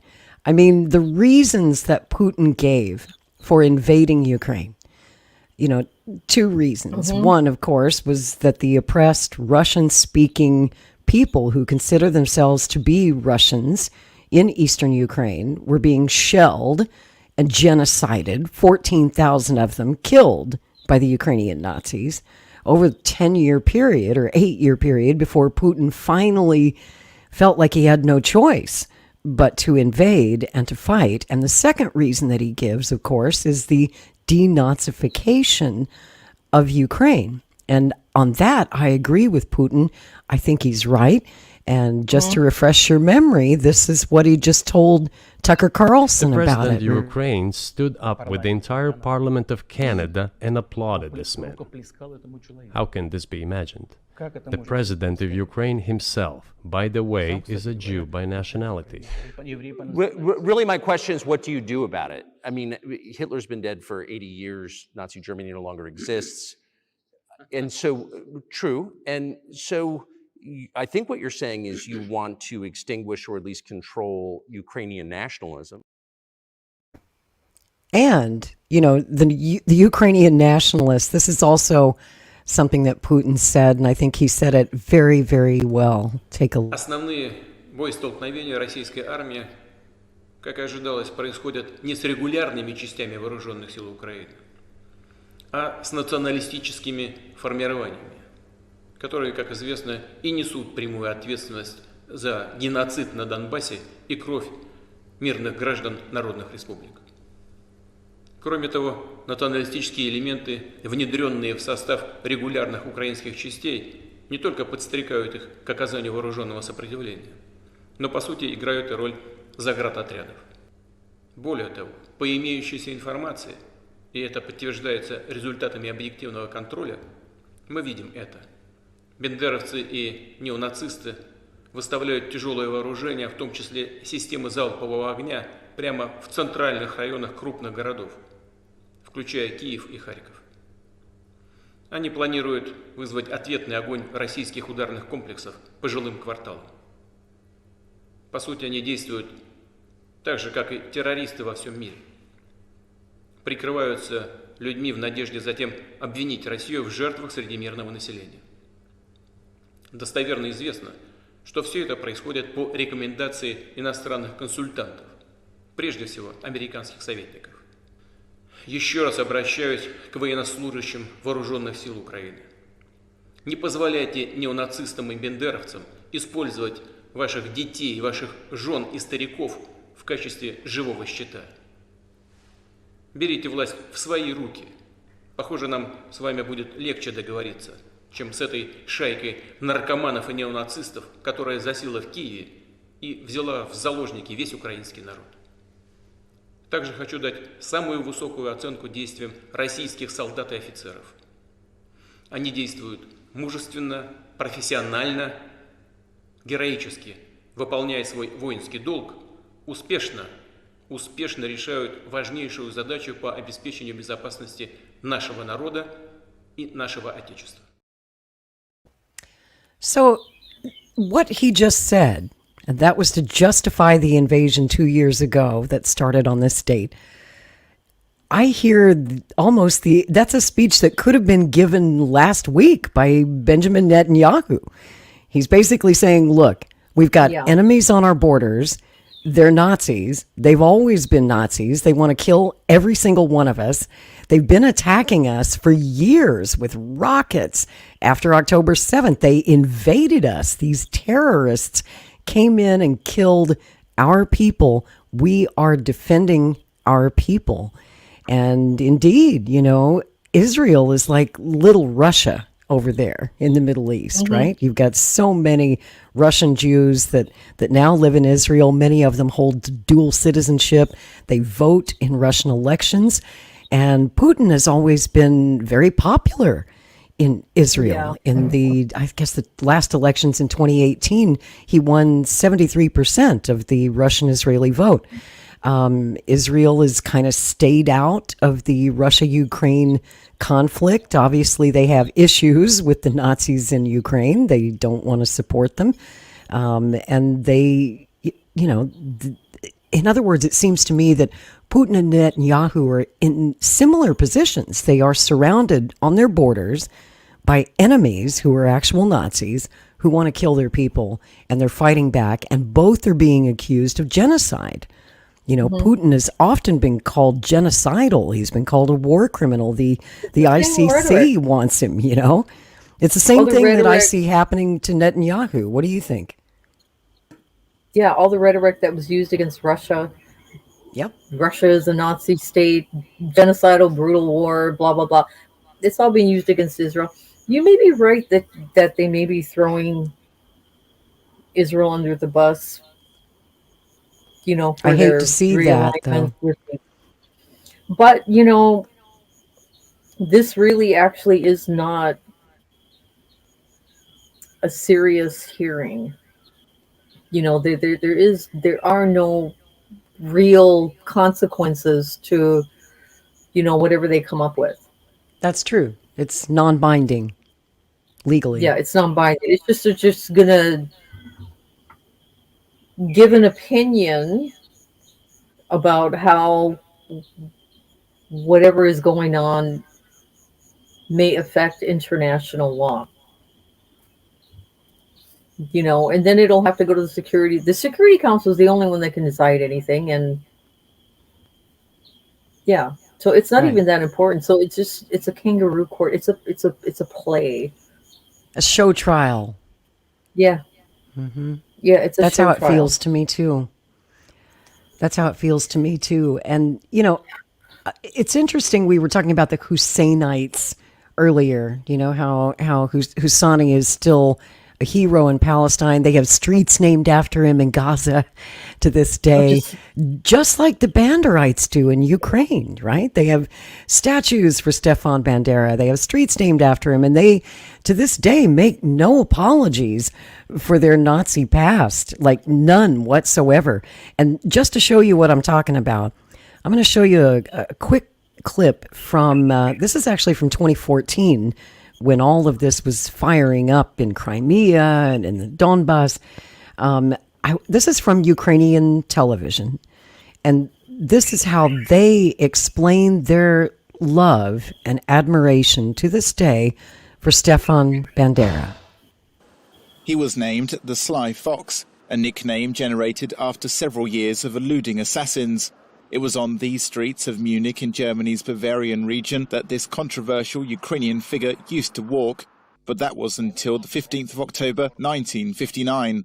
Nationalist and independence leader Stepan Bandera was poisoned by cyanide gas outside his house. A KGB defector called Bogdan Stashinsky threw the toxic concoction, a murder ordered by the Soviet government. That, at least, according to German investigators. This week marks 56 years since his death. And with the annexation of Crimea, war in eastern Ukraine and EU sanctions on Russia, the legacy of Bandera has now reappeared after being buried for half a century. He is a polarizing figure way beyond the borders of his homeland. Here in Munich, his grave has been vandalized several times over the past few years, doused with paint, the marble cross torn down. Police continue to look for the vandals. A police representative said the case was handed over to prosecutors. Stepan Bandera was a famous Ukrainian freedom fighter, and of course we consider political motives. Therefore, the investigation is also led by the public security services in Germany. Ukrainian nationalists idolized Stepan Bandera's actions during World War II, whilst looking towards the new threat in the east, Moscow. But particularly in Russia and eastern Ukraine, he is viewed as a Nazi collaborator, a terrorist, his followers accused of committing atrocities against ethnic Poles and Jews. But how did Bandera get to Munich? Well, post-World War II, the city became the center of Ukrainian migrants, many former prisoners of war who had no desire to return to the Soviet Union or stay in refugee centers in Germany or Austria. Historian Dmytro Slepko.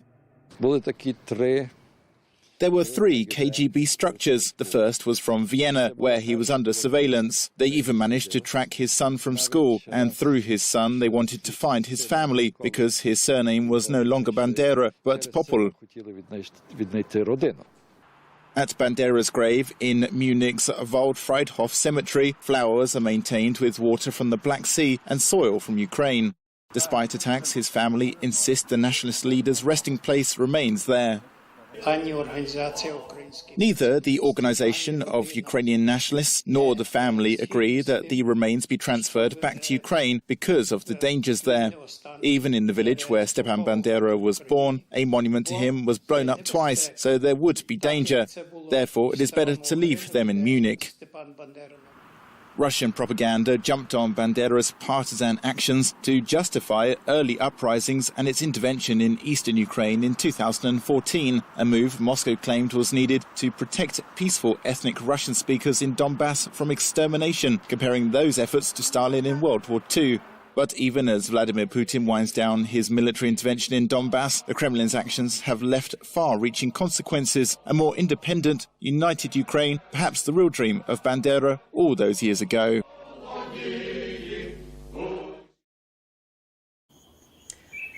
At Nuremberg, it's important to point out that only, I think, 27 Nazis were actually prosecuted and convicted. And they were all Germans. Not a single Ukrainian Nazi war criminal was tried at Nuremberg. They didn't even attempt to go after those guys. In fact, it was the British, MI6, and the U.S. military intelligence and the CIA who immediately started recruiting the Nazis in Ukraine and started working with them against the Soviet Union, because our former ally, we suddenly decided they were our enemy and that communism was the greater threat. And then we spent the next 45 years fighting communism with the help of the Ukrainian nationalists and Stepan Bandera, who actually had a CIA code name.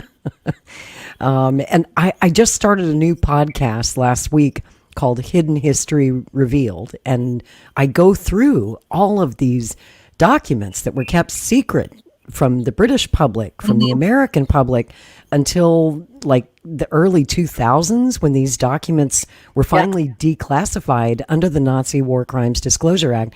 And so I just put out episode 1. Episode 2 drops tomorrow, to sort of show people the evolution and the history of this war, because some people say that the war in Ukraine started 2 years ago today. Some people say it started in 2014. I say it started 75 years ago, right after World War II ended. That's exactly what we were doing. We were using these guerrilla militia movements, these Nazis, to fight the Soviets, to do guerrilla warfare. And we did that for most of the 20th century, for half of the 20th century. Operation Nightingale, I think that's what it was called, where they were using... I feel like my voice is really quiet. Is it? No, I can hear you just fine. Okay. I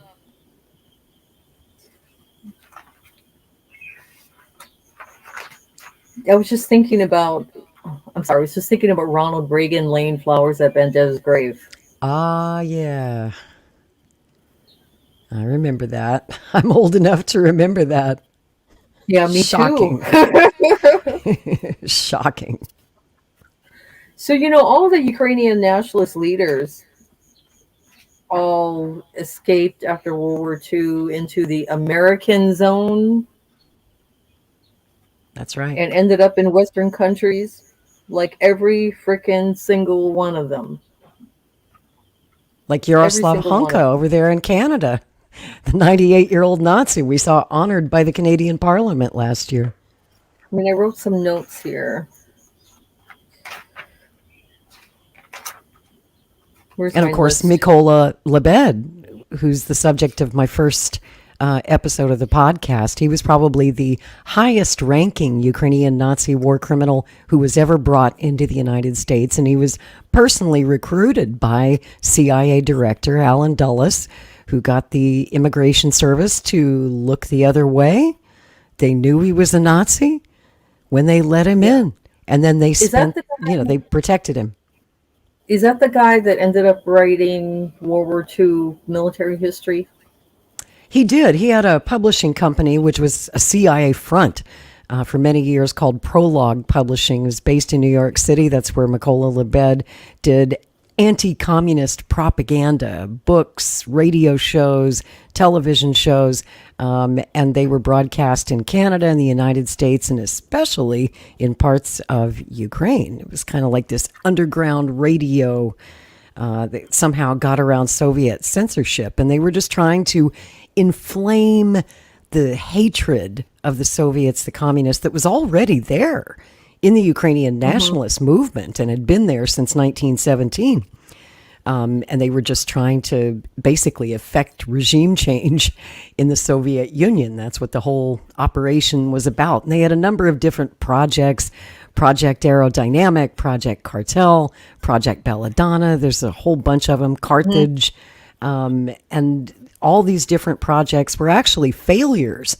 The CIA wasn't proud of them. That most of them, these operatives were frequently caught and either imprisoned or killed by the Soviets. The KGB knew exactly what was going on. They knew what Prologue Publishing was. They knew that it was a CIA front. But we, the people, did not know that until the early 2000s. And most people to this day still don't know it because they don't go to the trouble that you and I do as historians to go through the actual declassified documents.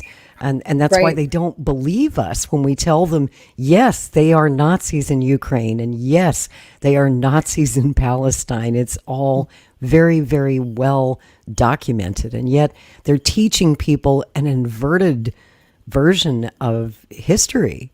They're literally rewriting history right before our very eyes. So I remember when the war started, I tweeted at you and said, I can't wait for Lori to dig into the CIA files. And I did. It didn't make me any friends, I'll tell you that. So except you. So thank you. At the Nuremberg trials, there was a Colonel Erwin Stoltz. I think that's how you say it, Stlolze. He testified that Melnyk and Bandera were German intelligence agents. Yep. And British. Well, he didn't testify that, but they became British. They became British later agents too. Correct. Yeah, but these were the leaders of the OUN, the OUNM and the OUNB, and Konovalets he also escaped to a Western country, I believe. But I mean, every single frickin' one of them, every single one of them. Anyways, they were protected until the end of their lives. The really important one to me, though, is Stetsko. Yes, Yaroslav Stetsko, who started the ABN, mm-hmm. and who got into Reagan's head. Mm-hmm. And George Bush. Yeah, got into George Bush's head, and also managed to testify. I mean, he harassed the CIA for the longest time to let him testify before Congress. And he finally got his foot in, I don't know how, to speak before the, what was that, the House Un-American Activities. Mm-hmm. That's right. And got Joseph McCarthy's committee. Yeah, to switch from hunting Nazis to hunting communists. The Nazis are gone. The communists are the new enemy. Focus on that, and we can help you. That's right. So, have you ever dug into the Donovan memos? Yes. Yes. Okay. All right. So, Bill Donovan wrote a memo about OSS agents in Germany who were approached by German officers, telling him that if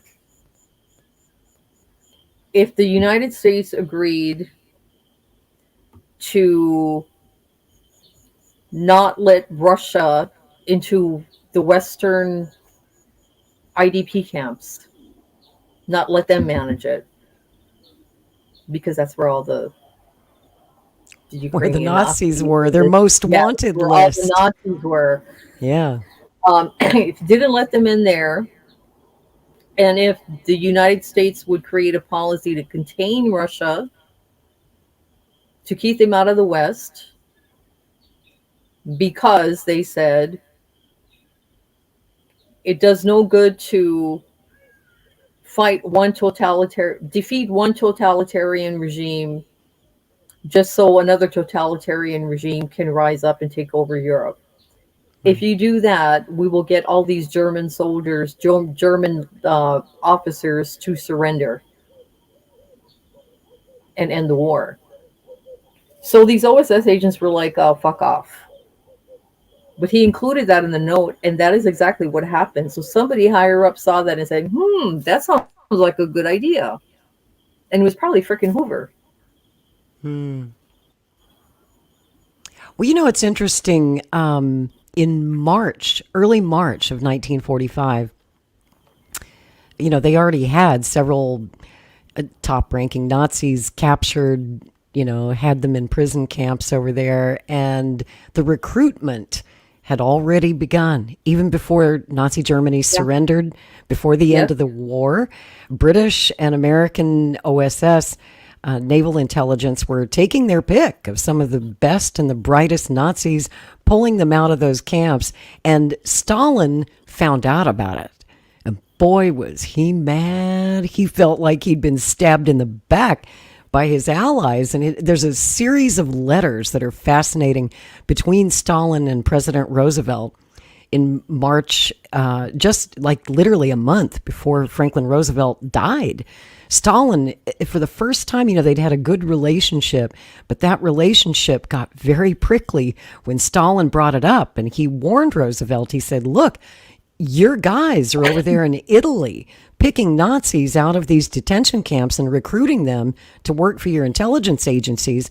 And I just want you to know about it, because he didn't think Roosevelt even knew that this was going on. He didn't think that Wild Bill Donovan knew what was going on. This was even going on a lot. I think a lot of it behind Wild Bill Donovan's back. Roosevelt was shocked and angry, and he fired back a letter at Stalin like, how could you say such a thing? We would never do that to you.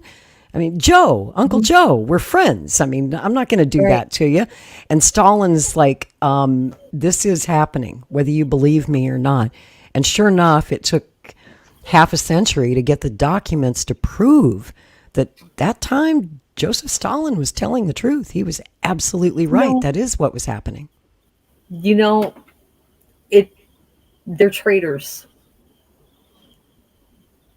Those government U.S. officials who were doing that are traitors. They were collaborating with an enemy. Yep. And They none of them established- ever went to prison for it. Alan Dulles, he should have, gone to prison for the rest of his life. They established a fifth column government in the United States. That's right. And we're still there. Yeah, we're still there. Not even with the Nazi Crimes Disclosure Act, nothing freaking happened. Right. And of The course, CIA they should have waited been- so long that, by that time, all the old Nazis were dead or too old to prosecute. And so you have situations like that, and the Duchesne Commission up in Canada where they let him off the hook. And so that's why you have 98-year-old Yaroslav Hunka getting 2 standing ovations from the Canadian Parliament because he fought the Russians in World War II. This all started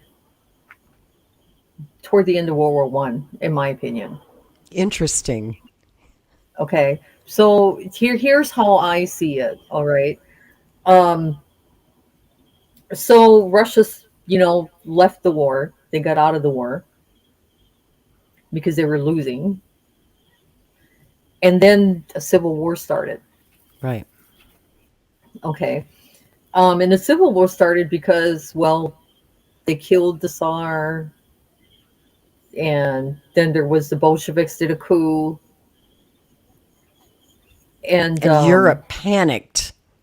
Yeah. Yeah. Yeah. So they were really afraid of communism right then and there.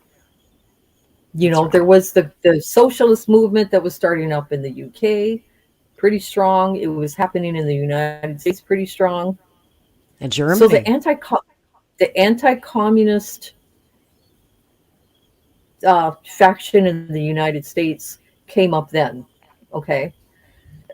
And that's right. We had the Red Scare, the first Red Scare all through the 20s. We were rounding them up and deporting them and throwing them in prison. Nobody even talks about them anymore. They were rounding up the unions, etc. But the United States sent military in to Eastern Europe to help the Russian whites to fight the Russian Reds. So we stabbed Russia in the back, our World War I ally. But then after that war happened, there was a lot of food shortages throughout Europe, Western Europe and Eastern Europe. Okay, so what was going on? It was the German and Austria. They had food shortages because of the UK blockade, which is a war crime, in my opinion. Collective punishment against their countries, starving their countries. And then Russia had a few food shortage because, the war devastated them, and there was droughts, etc. So Hoover started a food program for Germany, Austria, and for Russia. And the condition that they made in order to get this humanitarian aid, the United States would have complete control of the railroad and would be completely responsible for the food delivery. And Russia the Soviets weren't allowed to do anything. But look it up. The whole plan was to weaponize the starvation to turn the people against socialism and get it in their heads that socialism means starvation. So this is the beginning of the Holodomor narrative. You just read my mind. I was just going to say the Holodomor. Yep. That's the beginning of the Holodomor narrative. Mm-hmm. Socialism is starvation. And they already had the idea that the Bolsheviks are the Jews. Right. So by the time, the Nazis monopolized those ideas to provoke the Holocaust, starting with Lviv. Okay, so there is a documentary series on Netflix called The Nazi Death Squads. And they start off right away by saying that the Lviv programs happened because the people there wanted to take revenge on the Jews for the Holodomor. So, anyways, we kind of started that shit. So, it started back then, in my opinion. And those same people, Hoover and that whole faction, they were hardcore Nazi sympathizers. They didn't want to enter the war. That's right. They did not want to. That's why Hoover was so anti-communist, J. Edgar Hoover. I always thought he had a swastika tattoo hidden somewhere. Let's see those tattoos, J. Edgar. It started back then, and we only entered World War II because there's that whole conspiracy theory about how Roosevelt knew that Pearl Harbor was going to get bombed and let it get bombed anyway. Mm-hmm. Probably right. Mm-hmm. Because he wanted to go to war against the Nazis. But the country was against him. We didn't want to get into Europe's war. 80% of Americans said, hell no, we're not doing that again. So in his mind, he was probably like, the only way that the country is going to be behind us going, and these freaking Nazi sympathizers are going to be behind it, is if, the United States gets attacked. And so he let it get through. Yeah, so I still have questions about Pearl Harbor too. A lot of questions. And, what kind of questions? Because I grew up in Hawaii. Oh, really?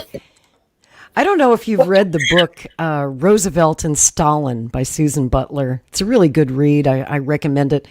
If you want to understand the strange sort of friendship that was forged between FDR and Joseph Stalin, say what you will about Roosevelt, he was definitely anti-fascist. And, the Red Scare, the second Red Scare, the McCarthy years, the House American on Activities Committee was actually started under Roosevelt to root out the Nazis in our own government. But after Roosevelt died, it was inverted. It was changed. Right. And they stopped going after Nazis. In fact, as soon as Roosevelt died, that's when we stopped. All prosecutions of any Nazi war criminals or American businessmen who had provided material support or done business with the Nazis, all those prosecutions halted. No one was prosecuted after Roosevelt died. And the next thing you know, we've got the House Un-American Activities Committee and Joe McCarthy going after communists, not the fascists.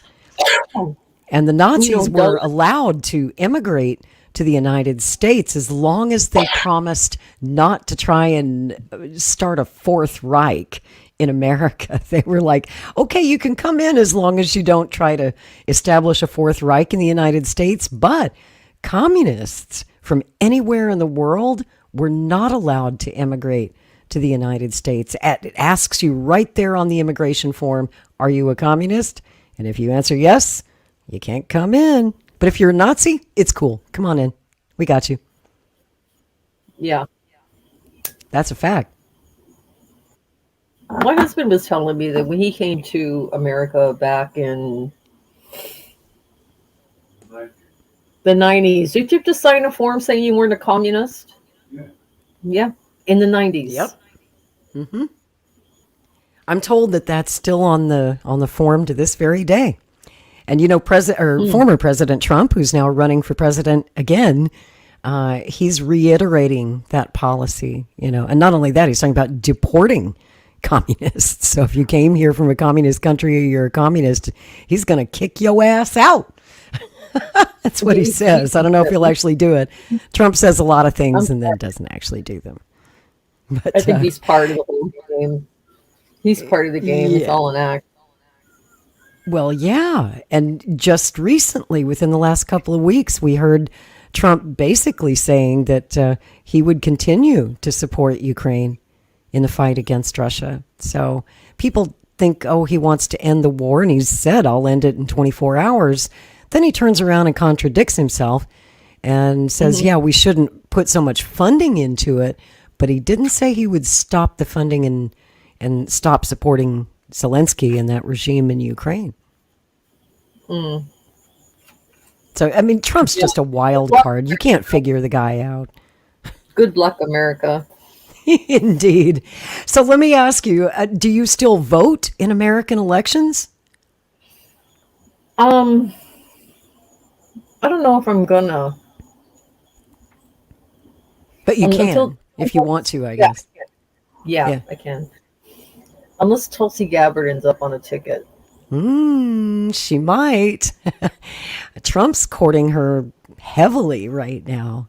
And she said that she would consider being Trump's running mate, which is, of course, sad news for me because I support Robert Kennedy, and I was really hoping that she would join the Kennedy ticket and be his vice presidential nominee. So we'll see what she does. Kennedy has to announce his running mate within like the next week. We're expecting an announcement any minute now who his vice presidential. Yeah, because of the stupid ballot access laws. Several states out there, since he's an independent, in order to circulate petitions to get him ballot access, he actually has to declare a vice presidential candidate. It's stupid, but it's the law. Whereas Trump and Biden, you know, they get to wait until their respective conventions this summer, when the convention will vote on who the vice presidential nominee will be. But Kennedy, he has to declare early. He has to make that decision very quickly if we're going to meet these ballot access petition deadlines that are coming up. So, you know, I support Kennedy for a number of reasons. Certainly because he's pledged to pardon Julian Assange on day one of his presidency. He's a big supporter of Julian Assange. And real quick before we go, I know we're running a bit over time, but if you don't mind, I'd like to briefly touch on the case of Julian Assange. I covered his 2 days of extradition hearings this week in London. And, you know, the court has not ruled yet. They could rule at any time. I'm kind of expecting the decision not to go his way. And his wife, Stella, says that if, you know, because this is his final chance at an appeal. So if the court rules against him, he could literally be on a plane to the United States within hours or days. He could be here at any time. What are your thoughts on the Assange case? I think that he could win. I think he could win his case. Like when they first published all the evidence against him, I didn't think they had a case. I think that he could win it. That is if they don't assassinate him. But then why would they assassinate him? They would just make a martyr out of him. That's why they haven't done it. Yeah. It's like Snowden. You know, they won't bring him into the country and put him on trial because putting Snowden on trial also puts the CIA on trial. Exactly. So I don't think he's going to see. I don't think he's going to see trial here. So unfortunately, you know, if a new president doesn't come along, no, they're not going to be able to pardon him because you can't pardon someone who hasn't been found guilty yet. Oh, yes, you can. They presidents do it all the time. It's called a preemptive pardon. Preemptive pardon. I didn't think that was possible. It is. You might remember. Wouldn't he have to admit guilt or something like that first? No. Well, you're a Gen Xer like me. You might remember when President Ford pardoned Richard Nixon. I think it was 1975. Nixon had not even been charged with anything yet, but there was talk of it. You know, there was definitely an effort to charge Nixon with a number of crimes. And so President Ford put an end to that just by issuing a preemptive pardon. Presidents do it a lot, but that's probably the best known example I could give. The United States does not want him to be on trial. I'm telling you, I don't think that the United States actually wants to try Assange. I think they're hoping that he dies in prison Mm, because they're not going to yeah, want to assassinate him either and make a martyr out of him. right. But if they were smart, because even if he dies in prison, he'll be martyred. He'll, if they were smart, they would go ahead and pardon him. They would, do an Obama. Well, Like, Kennedy takes if it even further. He we says, not only prosecute will I him, pardon him, I'll build a statue of the guy outside the CIA headquarters as a reminder never to do this again. so there is never going to be a candidate that I agree with 100%. But the only candidate that I agree with mostly on the issues that are most important to me is Kennedy. Oh, yay. The, It's good to know. the only thing that I don't like about him is he's kind of a China hawk. Yeah. Yeah. I think And I he's don't more, like. he doesn't want a hot war with China. He just wants a competition, an economic competition with China. Right, but he's got this idea that we need to support Israel in order to keep Chinese influence out of the Middle East, Yeah. which And Iran.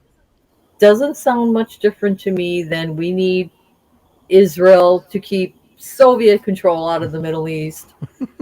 True that. So, Good point. that's the only thing that's concerning. Yeah. Yeah. I actually agree with you there. And And then Tulsi Gabbard isn't really saying much about, she hasn't really said anything about China, not recently. So is she hiding her cards? I don't know. I wonder. I wonder. Before we go, I know we're just about out of time, but I wanted to get some final thoughts from you on where you think the wars in both Ukraine and Gaza are headed. What do you think happens next? Okay. I think that the war in Gaza is going to be over soon. They're in the very last leg of their drain the flood op. I came up with that. It's not the real name of their op. It's not the real name of their op, but that's a tactic that they're using. It's a military strategy, and that's called drain the water or drain the flood. But I think that's going to be over soon. As far as Ukraine, we might end up with something like Afghanistan there. I think that there's going to be a set front line, and they're going to have skirmishes back and forth, and it's just going to function in the background for years and years and years. So that's what I think. Yeah, I think the writing is on the wall that funding is going to be at least greatly reduced to Ukraine because the American people have just had enough. I don't know what the temperature is in Europe. And I do think that Trump is right when he says, Europe, NATO, you need to pay for more of this war. We've been bearing most of the cost, and Russia's not an immediate threat to the United States. If you're worried about Putin encroaching on Europe, then you pay for the war. You support the Ukrainians. That's your job, and I think he's right about that. Okay. So tell people where they can find you, where they can follow you, and where they can read your work. Oh, just follow me on Twitter, DUCAENA. And I'm not really doing anything important except ranting on Twitter right now. You have a great blog. I enjoy your blog, too.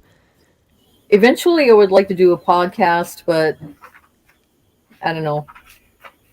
I'm one kind day of at a time. Yeah. Yeah.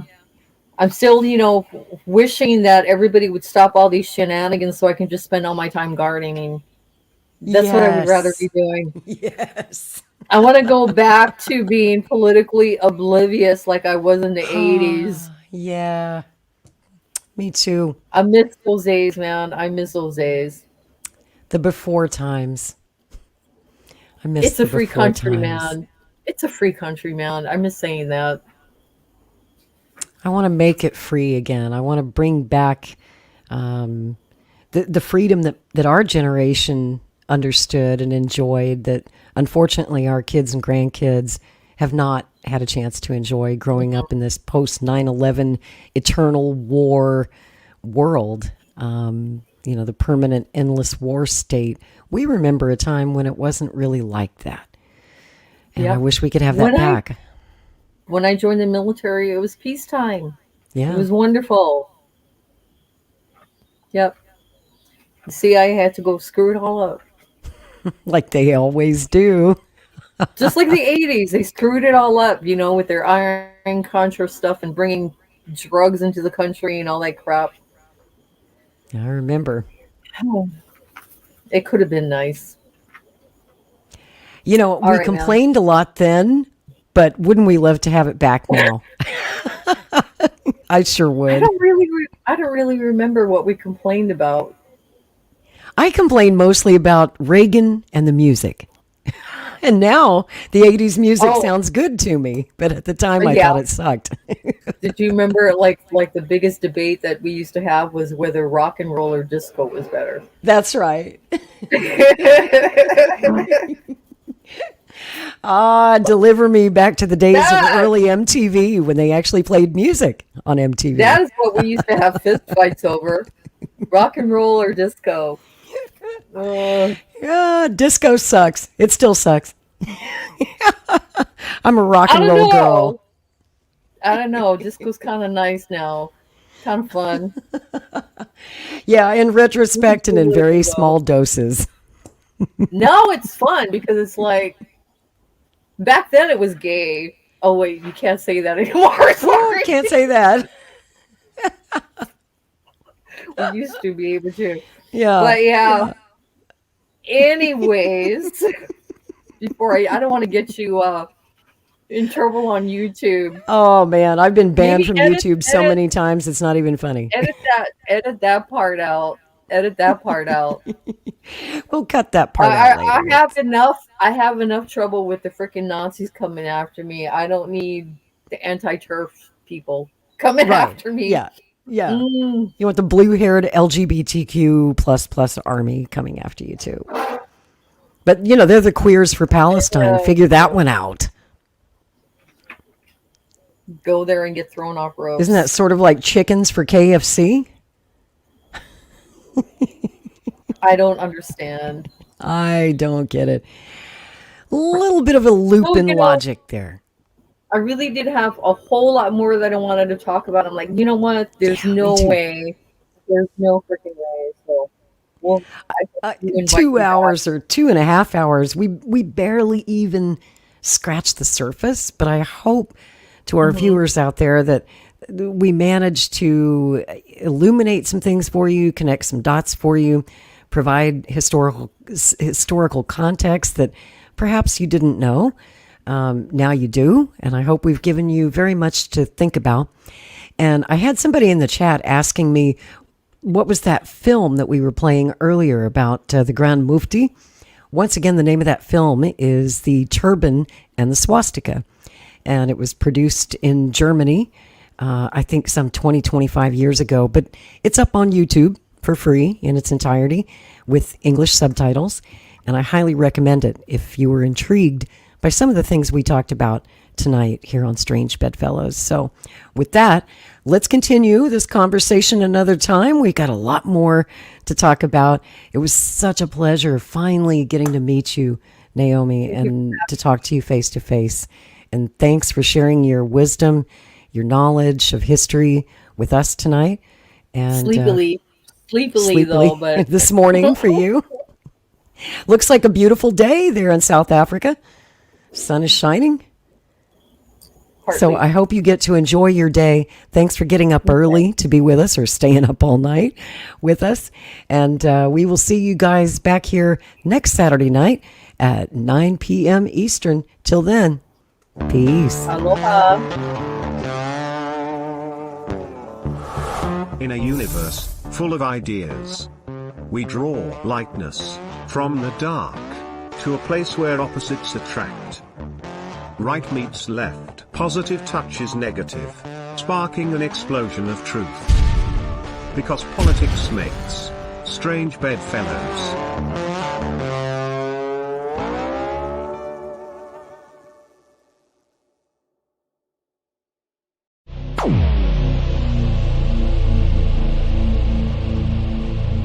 This has been a Maverick Multimedia production.